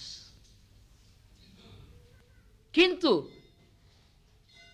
জগতের আর সব কিছু বিষয়ের ব্যাপারে যে কিন্তু তোমার সাপোর্ট দরকার। সেখানে ক্রিয়া আছে, আকার আছে, বিকার আছে। হ্যাঁ, এখন এই যে প্রসঙ্গগুলো তোমাদের সামনে রাখা হচ্ছে, এগুলো কোনো মুখস্থ বিদ্যা নয়, এগুলো কোনো ধার করা বিদ্যা নয়। এই বিদ্যার অধিকারী হলেই তুমি আপন স্বরূপে প্রতিষ্ঠিত, অর্থাৎ তোমার আপনে আপন, পরমে পরম, স্বয়ংে স্বয়ং। দুই এসা তোমাকে ধাক্কা দিয়ে সরিয়ে নিতে পারবে না। তোমার ভিতরে কোনো ভ্রান্তি ভীতি সৃষ্টি করতে পারবে না, তোমার ভিতরে কোনো বিকার সৃষ্টি করতে পারবে না, তোমার ভিতরে কোনো পরিবর্তন সৃষ্টি করতে পারবে না। হ্যাঁ, আমি সেই আমিটির কথাটাই বলছি, অর্থাৎ আত্মার কথা বলছি। Without self nothing can exist, nothing can function. কিন্তু আত্মার সান্নিধ্যে এসে সবাই সক্রিয় হয়, সবাই অস্তিত্ববান হয়। কিন্তু আত্মার স্বতঃসিদ্ধ স্বতঃস্ফূর্ত বলে তার কোনো সাপোর্টের দরকার হয় না। বিশুদ্ধ চিত্রূপী যে আমি, যেটা গানের প্রথমেই বলা হয়েছে, বিশুদ্ধ চিদ একরূপ বুদ্ধ আদি সাক্ষী সদসৎ বিলক্ষণ। সদসৎ সেখানে নেই, তদতিরিক্ত, বিলক্ষণ, distinct from real and unreal. And অহং পদপ্রত্যয় লক্ষিতার্থ, অর্থাৎ আমি বোধের প্রত্যয়ের ইমপ্লাইড মিনিং। আমিটার ইমপ্লাইড মিনিং মানে হচ্ছে সৎ, তার মানে চিত, তার মানে আনন্দ। সদেকরূপ বুদ্ধ আদি সাক্ষী সদসৎ বিলক্ষণ অহং পদপ্রত্যয় লক্ষিতার্থ প্রত্যক আত্মা সচ্চিদ আনন্দ স্বরূপ কেবল। প্রত্যক আত্মা অর্থাৎ innermost self, the inmost consciousness, the underlying essence, life-pervading truth, the background of all, the eternal substratum, sarvadhisthanam advayam abhyam, অর্থাৎ indestructible, indivisible, secondless. বারবার এই কথাগুলো সামনে রাখা হচ্ছে মনকে অমন করার জন্যে, নাহলে তো মন ফস করবে। ফস করার মতো মনের আর সেই সাধ্য থাকবে না, মন আপনিই নত হয়ে গেল। যেই নমস্কার করার জন্যে আমরা হাত জোড় করি, কপাল ঠেকাই, হাঁটু গেড়ে প্রণাম করি, এবং হাঁটু গেড়ে হাত রেখে চোখ বন্ধ করে কপালে ঠেকাই। 1 অঙ্গের প্রণাম, 2 অঙ্গের প্রণাম, 3 অঙ্গের প্রণাম, 4 অঙ্গের প্রণাম, 5 অঙ্গের প্রণাম, 6 অঙ্গের প্রণাম, 7 অঙ্গের প্রণাম, অষ্টাঙ্গের প্রণাম, সাষ্টাঙ্গ প্রণাম। সাষ্টাঙ্গ অর্থাৎ 8টা অঙ্গকে একত্র করে নিয়ে প্রণাম করছি ভূমিষ্ঠ হয়ে। কেন? অর্থটা কি? মানে সব কিছুকে তখন মেনে নেওয়া হলো, নিজেকে তার মধ্যে ডুবিয়ে দেওয়া হলো। অবগাহন কিসেতে? সর্বসমক্ষে সবার সাথে নিজের এই পৃথক অস্তিত্বকে, 8টা অঙ্গ মানে 8টা অষ্টবিধ প্রকৃতিকে, সমগ্র প্রকৃতি পরম পুরুষের পায় আপনার আহুতি দেয়। এই সাষ্টাঙ্গ প্রণাম এই হচ্ছে তাৎপর্য। কিন্তু তার তাৎপর্যটা বোধে না খেললে কিন্তু এটা শুধুমাত্র ড্রাই অ্যাকশন হয়ে গেল, শুকনো ক্রিয়া হয়ে গেল, কোনো কাজে লাগবে না। ওই পরীক্ষার আগে সারা বছর পড়াশোনা করে না কিছু ছেলে পরীক্ষার আগে নষ্ট টষ্ট নিয়ে এসে সিগারেট টিকেট নিয়ে এসে রাত্রিবেলা পড়তে বসে, হোল নাইট পড়াশোনা করবে, পরীক্ষা আছে কি না, তখন পড়ছে আর ঝিমোচ্ছে। ABCBA triangle, ABCBA triangle, ABCBA triangle, ABCBA triangle, ও ABCBA ট্রায়াঙ্গেল, ABCBA ট্রায়াঙ্গেল। এতে কোনো কাজ হবে? তা আমরাও পূজা করতে গিয়ে স্তবস্তুতি করছি, হ্যাঁ, মন থাকছে একদিকে, মুখের কথা বেরোচ্ছে একদিকে, হ্যাঁ, সামনে বিগ্রহের দিকে তাকিয়ে আসি বটে কিন্তু বিগ্রহ দেখছি না, মনের ভিতরে কিন্তু খেলছে অন্য জিনিস। কাজ হবে?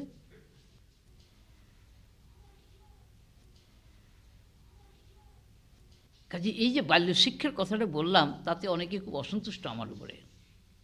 আপনি ধর্মচর্চা মানে, হ্যাঁ, শিশু বাল্য শিক্ষা পড়বে, বৃদ্ধ পিতাও কি বাল্য শিক্ষা পড়বে?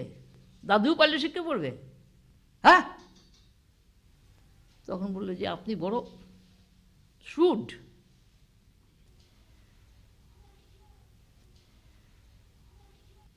তখন বললো যে হ্যাঁ, কথাটা বলো, আমি শ্রুডও বলছি, আরও যদি কিছু বলার থেকে বলো, সবটাই আমি মানতে রাজি আছি, কিন্তু তুমি তো আমার একটা কথা মানতে পারছো না। I accept all of you as myself, but can you accept me as yourself? Here is a point. আমি আগেই বলে নিয়েছি, জগতে যত নিকৃষ্ট আছে তাহাও আমি, যত উৎকৃষ্ট আছে তাহাও আমি। যা তোমরা মুখে বলবে, যত ভাব, যত বৃত্তি আছে মনের, সবটার মধ্যে আমি আছি। আমি জন্ম মৃত্যু জরা ব্যাধি সুখ দুঃখ ভালো মন্দ ধর্ম অধর্ম পাপ পুণ্য যা কিছু বলবে সব আমি, কারণ সবটি চৈতন্যের খেলা। কিন্তু আমি তো মানলাম, আর তো দেখি কেউ মানতে চায় না। এই প্রসঙ্গে এক ঘটনা মনে পড়ল। একবার কুম্ভ মেলাতে সব জায়গার থেকে সাধুরা আসে, তো বড় বড় সাধু সব, মানে সম্প্রদায়ের সমস্ত বড় বড় মহান্ত মণ্ডলেশ্বর সব বড় বড় সব আসে। তারা কুম্ভমেলা হয়ে গেছে, তারপরে একে একে সব যার যার আখড়াতে চলে যাবে, যে যেখানে স্নান ভোজন করে, পাহাড় পর্বতে গুহা গব্বরে বনে প্রান্তরে সব অনেকেই গেছে। আর সাধুরা সবের সময় সম্প্রদায়গত সবাই একসঙ্গে একই জায়গায় থাকে, আবার পৃথকভাবে থাকে কিছু কিছু সাধু। তো একসঙ্গে এক জায়গায় অনেক সাধু আছে, তারা অনেকে চলে গেছে, তারা আসে, ও রাত্রির দিকে সবাই বসে জপ তপ ধ্যান করে।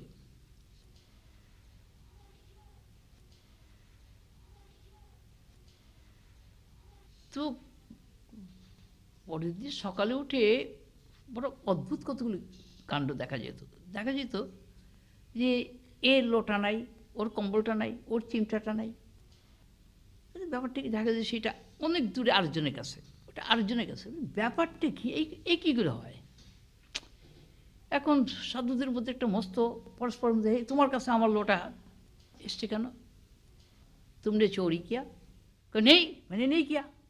तुम हमको चोरी, हम चोर समझता है हमको कि नहीं, नहीं तुमने चोरी नहीं करने से तुम्हारे पास हमारी ये कंबल चला है, हमारी लोटा चला है, हमारी এই পরস্পর মধ্যে সাধুদের মধ্যে ঝগড়া, কোনো সমাধান করতে পারছে না। তখন সাধুরা ঠিক করলো রাত্রিবেলা আমরা জেগে থেকে পাহারা দেবো, দেখি কি কাণ্ড করে। তো জেগে থেকে আসে, তখন যে কাণ্ডটি করে সে কি আর দেখিয়ে দেখে করবে? চোরি কি লোককে দেখিয়ে করবে? সে শুধু দেখছে যে এরকম সব তাকিয়ে দেখে, সেও তাকিয়ে আছে, ধরবে কি করে? তো এই ভোর রাত্রির দিকে একটু ঘুম তো সবারই আসে, জব করতে করতে করতে চোখ বন্ধ হয়ে আসে। তো আশেপাশের কাছাকাছি সে একটা ওর কাছে ওর কাছে একজন তো দেখে ফেললো, বাস সে কে জানো? এই সাধুদের যিনি হেড, বৃদ্ধ এক সাধু। তাকে সবাই শ্রদ্ধা করে, প্রণাম করে, ভক্তি করে। এরই কাণ্ড, সাহস পাচ্ছে না বলতে। তখন পরস্পরের মধ্যে আলোচনা করলো, ঠিক আছে, প্রধান প্রধান কিছু সাধু একত্র হয়ে, মহারাজ নমস্কার, কুশল তো সব? হ্যাঁ। তো আমাদের একটা সমস্যা এসে গেছে মহারাজ, আপনি তো জানেন সবই। কয়, হ্যাঁ বলো, বাতাও কে বাত। তো বলছে যে আমাদের রোজই এরকম ঘটনা ঘটে, তো আমাদের মধ্যে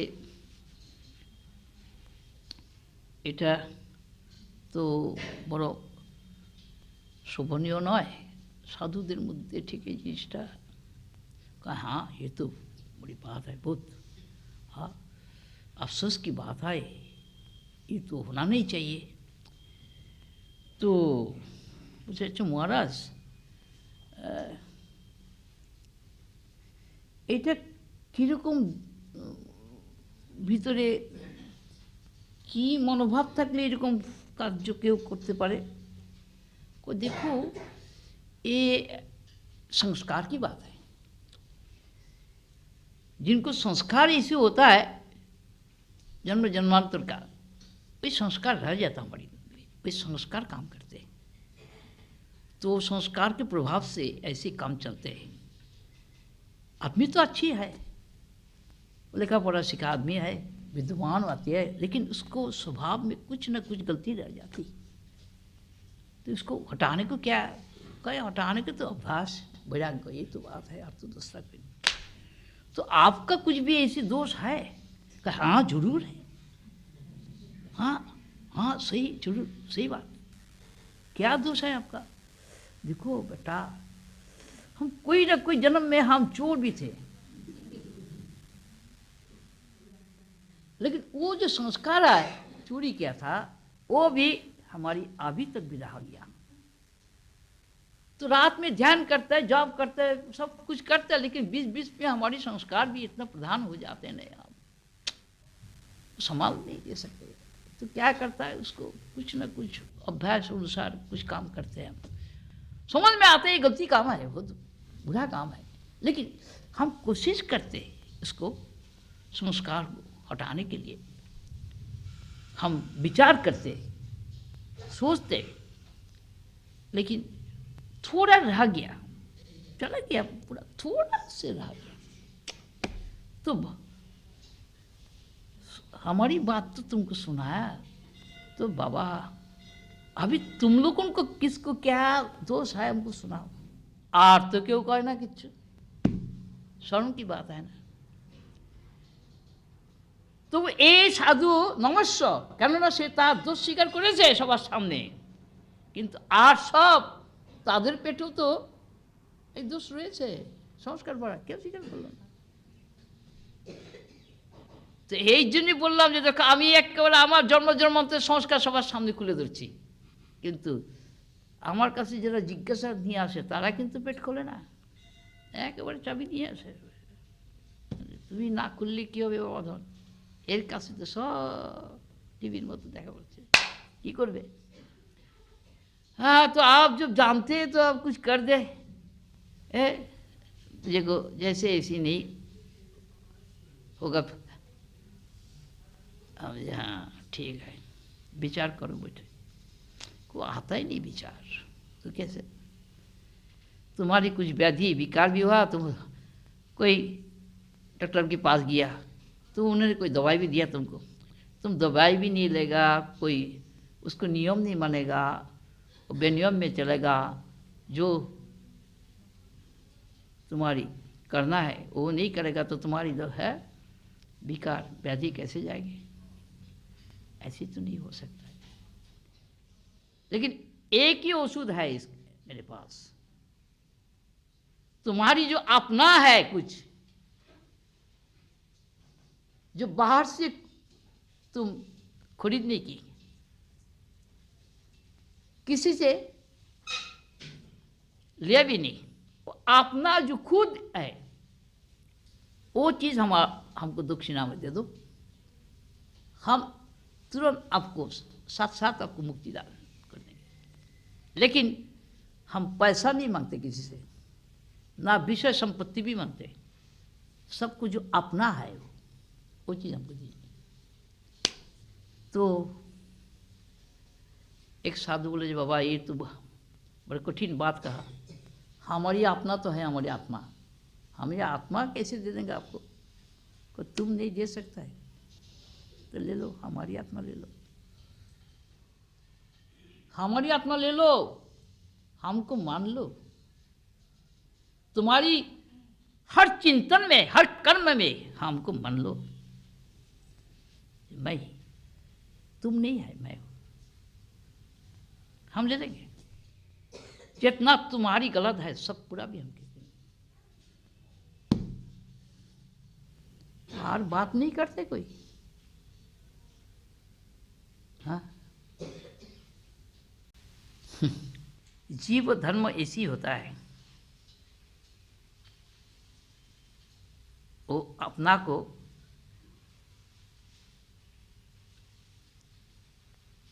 अलग मानते, अपना को सेरा उत्तम मानते और सबको दोष देखते। मैंने उल्टा किया, हम सबको आत्मा मानते हैं और दोष देखते अपना को। तो गाना में कहा, ओरे मानुष भाई,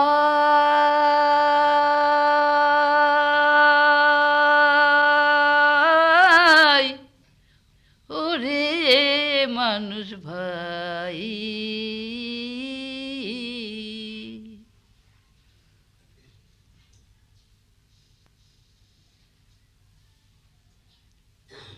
তোমার আপন কথা তোমারে শোনাই,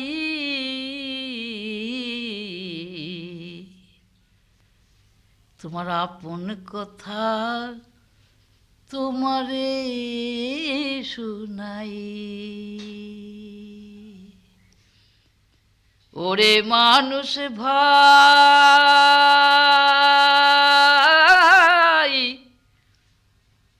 তোমার আপন কথা এবার তোমারে শোনাই।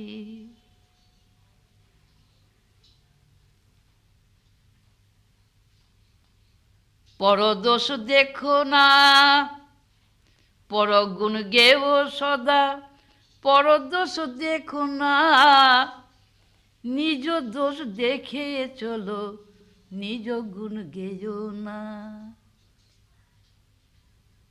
পরগুণ গেও সদা, পরদোষ দেখো না, নিজ দোষ দেখে চলো, নিজ গুণ গেও না।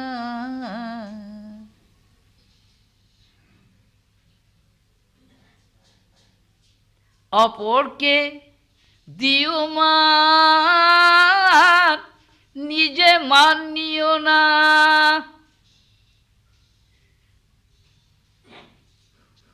নিজে মান নিলে তোমার বাড়বে অভিমান, অপরকে করবে অপমান, সামাল দিতে পারবে না।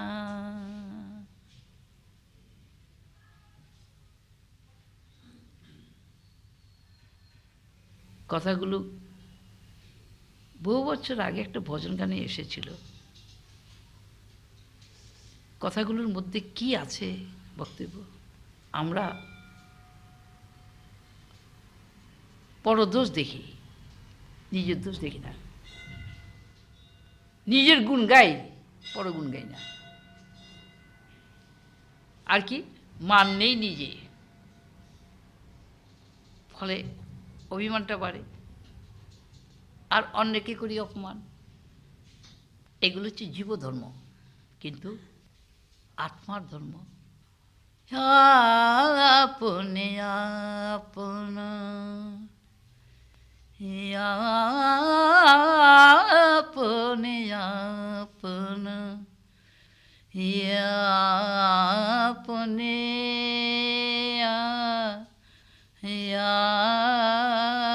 আপন,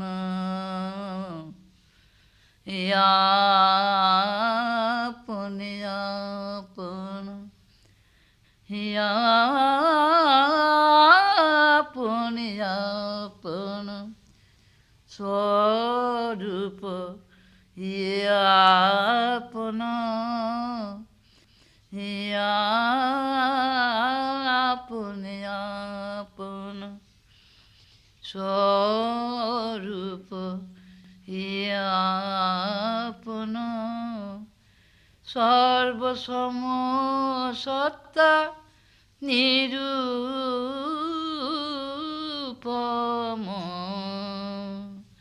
সর্বসম সত্তা নিরূপম,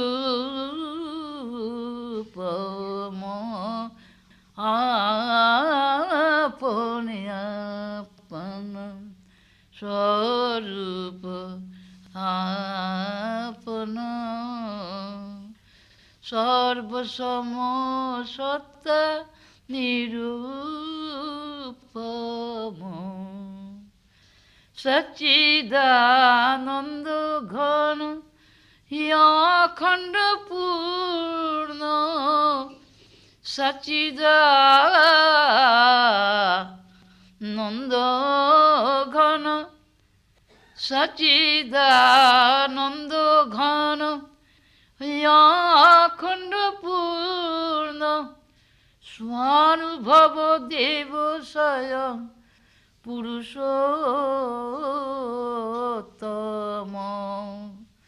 স্বানুভব দেব স্বয়ং পুরুষোত্তম, আপনে আপন, স্বরূপ আপন, সর্বসম সত্তা নিরূপম,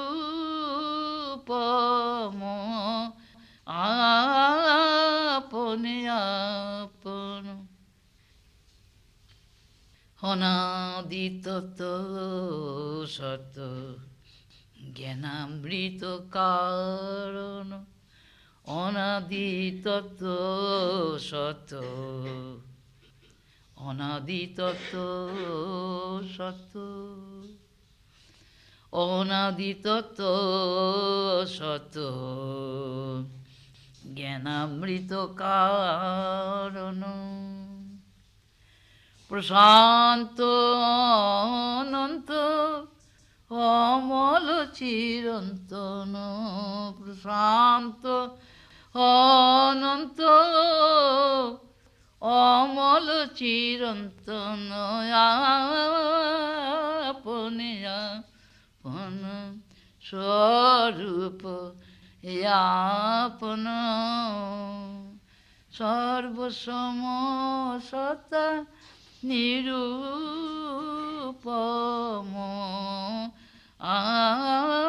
আপনে আপন,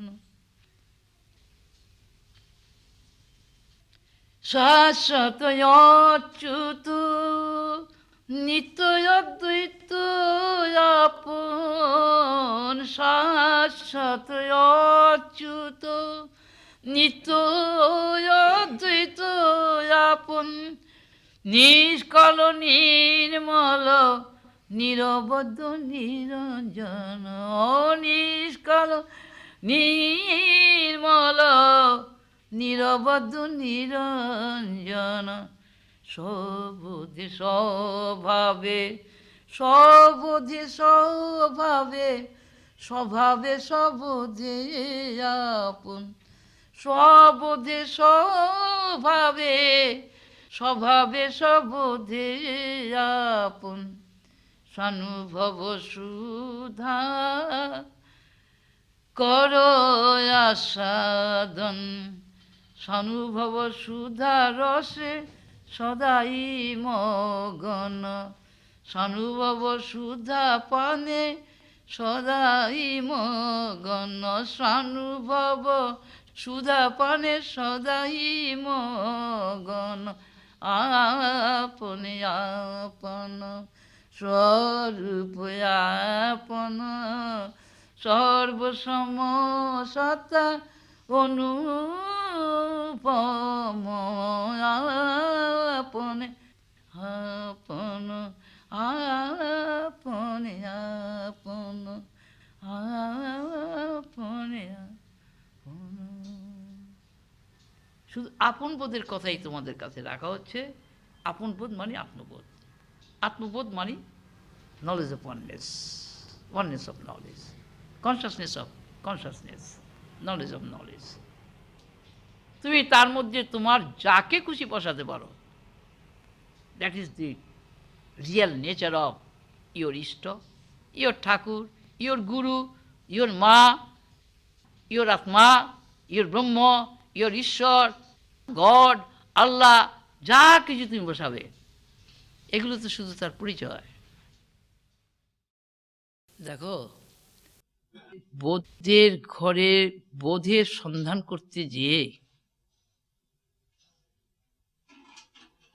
বোধের পরিচয় যখন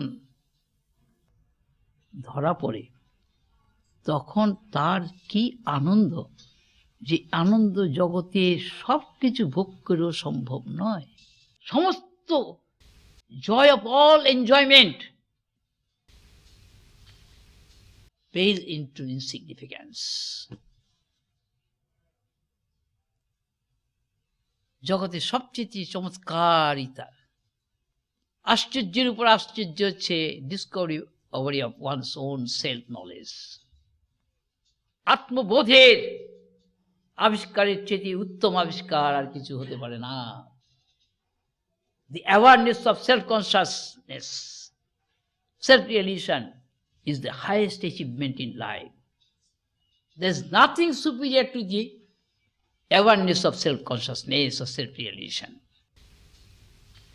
অর্থাৎ I am the self, I am the consciousness absolute, I am the bliss absolute, I am all divine for all time as it is. What remains rest? আমাদের মধ্যে দুইটা আমি আছে, একটা কাঁচা আমি, একটা পাকা আমি। কাঁচা আমিটা অহংকার, সেই দেহের সঙ্গে, ইন্দ্রিয়ের সঙ্গে, প্রাণের সঙ্গে, মনের সঙ্গে, বুদ্ধির সঙ্গে জুড়ে আছে, আর সেই সংসারে যা কিছু এই নিয়ে মাতামাতি করছে। আর পাকা আমিটা পশ্চাতে থেকে শুধু সে দেখছে, শুধু অবজার্ভ করছে, উইটনেস, সাক্ষী। পাকা আমিটা হচ্ছে আমির আমি, আর কাঁচা আমিটা হচ্ছে আমার আমি। পাকার আমিটা হচ্ছে অহংদেব, কাঁচা আমিটা হচ্ছে অহংকার। এখন এই অহংদেবী হচ্ছে পুরুষোত্তম ভগবান, Purushottam, the supreme personality of Godhead absolute. তুমি তাকে ব্রহ্ম, আত্মা, ঈশ্বর, আল্লাহ, খুদা যা খুশি বলতে পারো। It is up to your choice and selection of the term.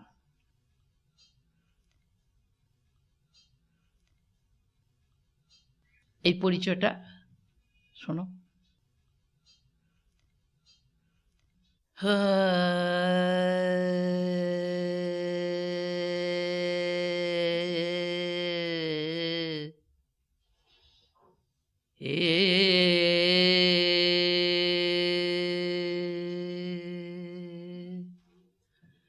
আমি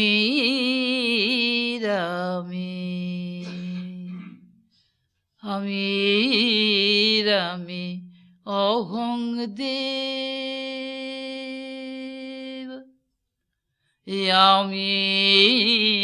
রামি অহং দেব ব্রহ্ম আত্মা ঈশ্বর ভগবান স্বয়ং রামি অহং দেব ব্রহ্ম আত্মা ঈশ্বর ভগবান রামি অহং দেব ঈশ্বর আত্মা ব্রহ্ম ভগবান স্বয়ং রামি অহং দেব বিশুদ্ধ চৈতন্য সর্বসম বিশুদ্ধ চৈতন্য সর্বসম নির্গুণ নিরঞ্জন বিশুদ্ধ চৈতন্য সর্বসম নির্গুণ নিরঞ্জন সর্ববোধের অধিষ্ঠান সর্বভাবের সমাধান সর্ববোধের অধিষ্ঠান সর্বভাবের সমাধান সচ্চিদানন্দ ঘন প্রীতম স্বানুভব দেব স্বয়ং সচ্চিদানন্দ ঘন প্রীতম স্বানুভব দেব স্বয়ং রামি অহং দেব ব্রহ্ম আত্মা ঈশ্বর ভগবান স্বয়ং রামি অহং দেব আমির আভাস আমি আবার অহংকার অভিমান আমির আভাস আমি আবার অহংকার অভিমান চিদাভাস গুণাধীন অন্তঃকরণ বুদ্ধিমন চিদাভাস গুণাধীন অন্তঃকরণ বুদ্ধিমন অহং দেব আত্মার আমি পুরুষোত্তম ভগবান অহং দেব আত্মার আমি পুরুষোত্তম ভগবান নির্গুণ গুণী অন্তর্যামী পাকায়ামি সনাতন নির্গুণ গুণী অন্তর্যামী পাকায়ামি সনাতন রামি অহং দেব রামি অহং দেব ব্রহ্ম আত্মা ঈশ্বর ভগবান স্বয়ং রামি অহং দেব অহংকারের আমি জীবের আমি কল্পনা প্রধান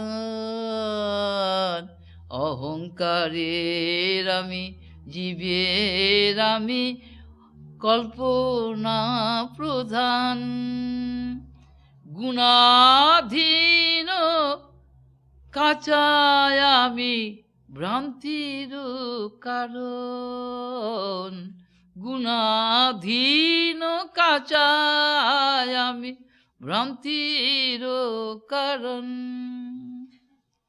কাঁচায় আমি অজ্ঞানী জানে না পাকায় আমি সাধন, কাঁচায় আমি অজ্ঞানী জানে না পাকা আমির সাধন। অজ্ঞানেতেই জন্ম তার, অজ্ঞানেতেই মরণ, অজ্ঞানেতি জন্ম তার, অজ্ঞানেতি মরণ। পাকায় আমি নিত্য মুক্ত সচ্চিদানন্দ ঘন প্রজ্ঞান, পাকায় আমি নিত্য মুক্ত সচ্চিদানন্দ ঘন প্রজ্ঞান। নাই রে তার জন্ম মরণ, নাই রে তার, নাই রে তার জন্ম মরণ, নাই রে কোনো পরিণাম, নাই রে তার জন্ম মরণ, নাই রে কোনো পরিণাম। সর্ববোধের অধিষ্ঠান, সর্বভাবের সমাধান, সে সর্ববোধের অধিষ্ঠান, সর্বভাবের সমাধান। সচ্চিদানন্দ ঘন প্রীতম, সচ্চিদানন্দ ঘন প্রীতম স্বানুভব দেব স্বয়ং, সচ্চিদানন্দ ঘন প্রীতম স্বানুভব দেব স্বয়ং। আমি রামি অহং দেব ব্রহ্ম আত্মা ঈশ্বর ভগবান স্বয়ং। আমি রামি অহং দেব ব্রহ্ম আত্মা ঈশ্বর ভগবান স্বয়ং। বিশুদ্ধ চৈতন্য সর্বসম, নির্গুণ নিরঞ্জন সর্ববোধে অধিষ্ঠান, সর্বভাবের সমাধান। সচ্চিদানন্দ ঘন প্রীতম স্বানুভব দেব স্বয়ং, সচ্চিদানন্দ ঘন প্রীতম স্বানুভব দেব স্বয়ং। আমি রামি অহং দেব ব্রহ্ম আত্মা ঈশ্বর ভগবান স্বয়ং। আমি রামি অহং দেব ব্রহ্ম আত্মা ঈশ্বর ভগবান স্বয়ং, ব্রহ্ম আত্মা ঈশ্বর ভগবান স্বয়ং, ব্রহ্ম আত্মা ঈশ্বর ভগবান স্বয়ং। আমি তোমাদের আসল পরিচয়টা বললাম। Your real I is Brahman Atman, ঈশ্বর, that lies at the core of your heart, হৃদয়ের গভীরে তার বাস। অর্জুনকে বলা হচ্ছে, অর্জুন সর্বভূতানাং হৃদ্দেশে ঈশ্বর তিষ্ঠতি। উপনিষদে বলছে হৃদয়ের গুহায়াম নিহিতম ব্রহ্মাত্মা সনাতনম। হৃদয় গুহাতে নিহিত ব্রহ্মাত্মা কিভাবে? বিশুদ্ধ বোধস্বরূপে, আমি রূপে, অহংদেব রূপে, পুরুষোত্তম ভগবান। তোমার পরিচয় পুরুষোত্তম ভগবান। এই যে এখন যে পরিচয় দিচ্ছ, so and so, so and so, all these are reflection only. যেমন সূর্যের অনেক প্রতিবিম্ব জলের মধ্যে পড়ে, সবগুলো সূর্যেরই মতো দেখায়। কত সূর্য, ও ঝিকমিক ঝিকমিক করছে জলের মধ্যে, তাকান যায় না, চোখ ঝলসে যায়। ওই লাইটটা রিফ্লেক্টেড হয়ে ঘরে এসে পৌঁছেছে আয়নার মধ্যে, আবার আয়নার থেকে রিফ্লেক্টেড হয়ে দেওয়ালে পড়ছে, সেই দেওয়ালও গরম হয়ে যাচ্ছে। তাহলে রিফ্লেকশনেরও ট্রান্সমিটিং পাওয়ার আছে, কিন্তু দ্যাট ইজ নট রিয়াল। তোমার এই অহংকারটা রিয়াল না। এই যে জীব ধর্ম যে পালন করছে, দেহাত্ম বুদ্ধি নিয়ে আমি করছো, এটা রিয়েল না, এটা স্বপ্ন দেখছ। এর আগের দিন স্বপ্নের কথা বলেছি, সেই বিজ্ঞান সেনকে পরিষ্কার করে দিয়েছি, আর অস্বীকার করতে পারবে না। তবে হ্যাঁ, আমাকে মানা তো সম্ভব না, কারণ নিজের তাহলে আমিটা অহংকারটা থাকে, অহংকারটাকে কেউ ছাড়তে চায়। ও রিফিউজির মতো বেশ করে বাসা বেঁধে বসেছে, ওকে সহজে ছাড়বে? মোটেই না। আইন কানুন দিয়ে তাকে তুমি জব্দ করতে পারবে না, কারণ সুপ্রিম কোর্টের ওই যে জাজ, তারও অহংকার আছে। একমাত্র অহংদেবের কৃপায় যদি সেটা হয়, সে অহংদেবের কৃপায় সে তো বলছে either you accept all or you reject all. কিন্তু রিজেক্ট তো তোমরা পারবে না, অ্যাকসেপ্ট করে নাও, মেনে মানিয়ে চলো। জীবনে যা কিছু মিট করছো সেটাই আমি, মানো, মানতে হবে, মানতে হবে। তোমার সুখ, তোমার দুঃখ, তোমার ভাবনা, তোমার যা কিছু সবটাই সে আত্মা স্বয়ং, তুমি আসল তুমি। তোমাকে জড়িয়ে তোমার চারপাশে তোমার বৃত্তিগুলো ঘুরে বেড়াচ্ছে, ছাড়বে কেন? তুমি না করলেই শুনবে, আবার এসে ধাক্কা দেবে, আবার এসে ধাক্কা দেবে, যাবে। আমার বক্তব্যের মধ্যে কিন্তু আমি কোনো জায়গায় ফ্ল রেখে কথা বলিনি। তবে তোমার মন কিন্তু চতুর, দারুণ চতুর, সে কিন্তু পাশ কাটিয়ে চলে যাবে, কিছুতেই মানবে না। অভিমানী মন,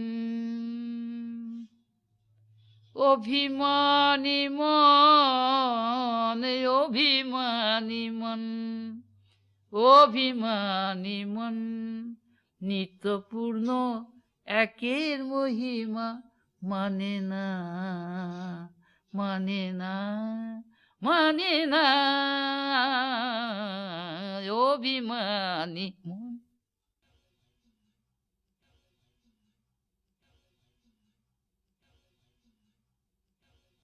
ইচ্ছা তার ভোগেচ্ছা কাম, ইচ্ছা তার ভোগেচ্ছা কাম, ভোগেরত সে অবিরাম। ইচ্ছা তার ভোগেচ্ছা কাম, ভোগেরত সে অবিরাম। অখণ্ড রে খণ্ড করে চাই পেতে সে ইচ্ছা মতন, অখণ্ড রে খণ্ড করে চাই পেতে সে মনের মতন, অভিমানী মন। অদ্বৈতে করে দ্বৈত ভাবনা, অদ্বৈতে করে দ্বৈত ভাবনা, অভেদে করে ভেদ রচনা।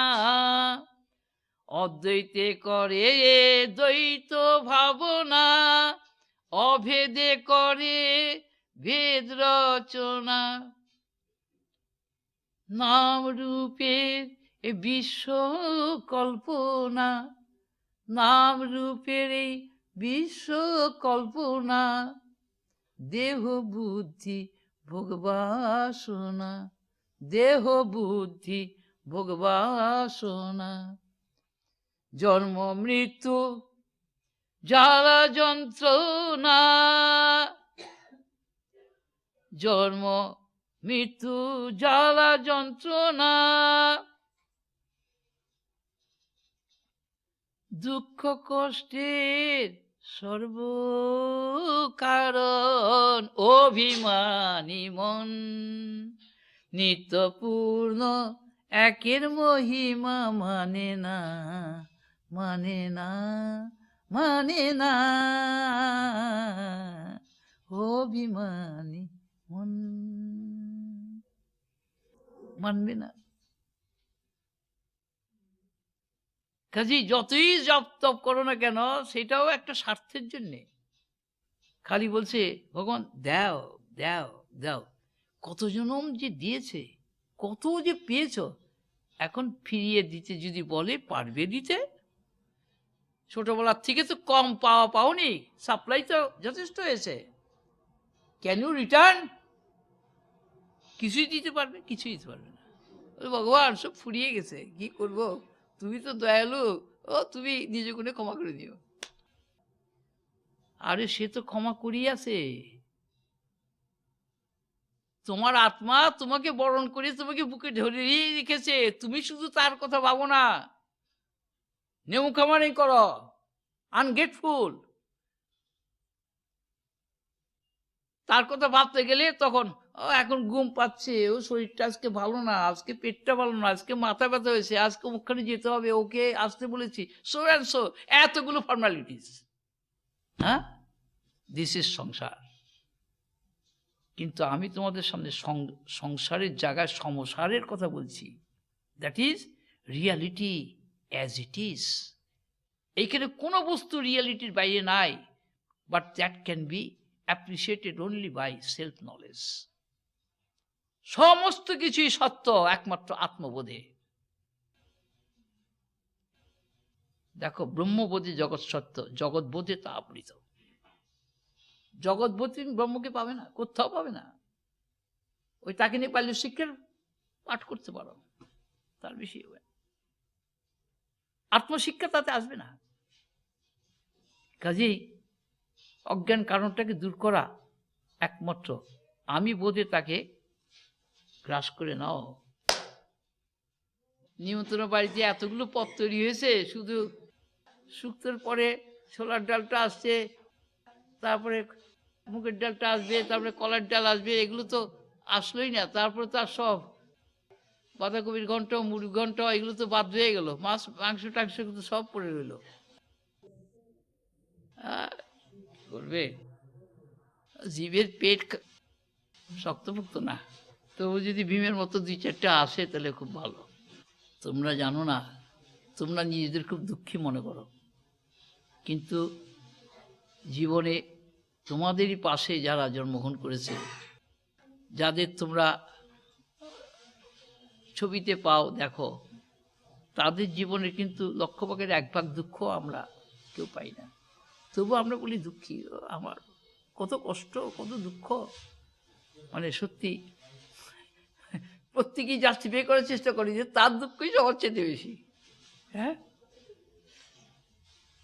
কিন্তু সমস্ত দুঃখটাই যে আমি, এই বিরাট হৃদয়টা কবে খুলবে? All verily I am, that is none apart from me. আমার বাইরে কেউ নাই, চৈতন্যের বাইরে কেউ নাই।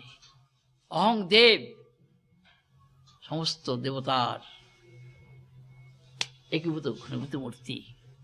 বলছে প্রভু, যখন ইন্দ্রিয় দিয়ে তোমায় দেখি তখন তোমায় দেখি বিশ্বরূপে, আর যখন মন দিয়ে তোমায় দেখি তখন দেখি তুমি আড়ালে, আমি কর্তা সেজে ভোক্তা সেজে খেলা করি। আর যখন বুদ্ধি দিয়ে তোমায় দেখি তখন সংশয়ে পড়ি, তাই তো কোনটা তুমি, কোন রূপটা সত্যি তোমার আসল রূপ নির্ণয় করতে পারি না। কিন্তু যখন সবোধে তোমাকে দেখি তখন দেখি আমি তুমি, তুমি আমি। কে বাত, হ্যাঁ, আমি তুমি, তুমি আমি। তম অহং অহং তম একমেব অদ্বয়ম নিত্য শুদ্ধ বুদ্ধ মুক্ত অজর অমর পাপ অবিদ্য সচ্চিদানন্দ স্বরূপ কেবলম সত্যম শিবম সুন্দরম সসং বেদ্যম সানুভব দেবম। আর কি, এরপরে আর কি চাই? যাক, আজকে তো আর কি করা যাবে, তোমাদেরও পেট ভরে গেছে, আমার সব তল্পা বেঁধে আবার রেখে দিতে হবে। আর কি করা যাবে, আবার দেখা যাবে কালকে। ও হরি বল।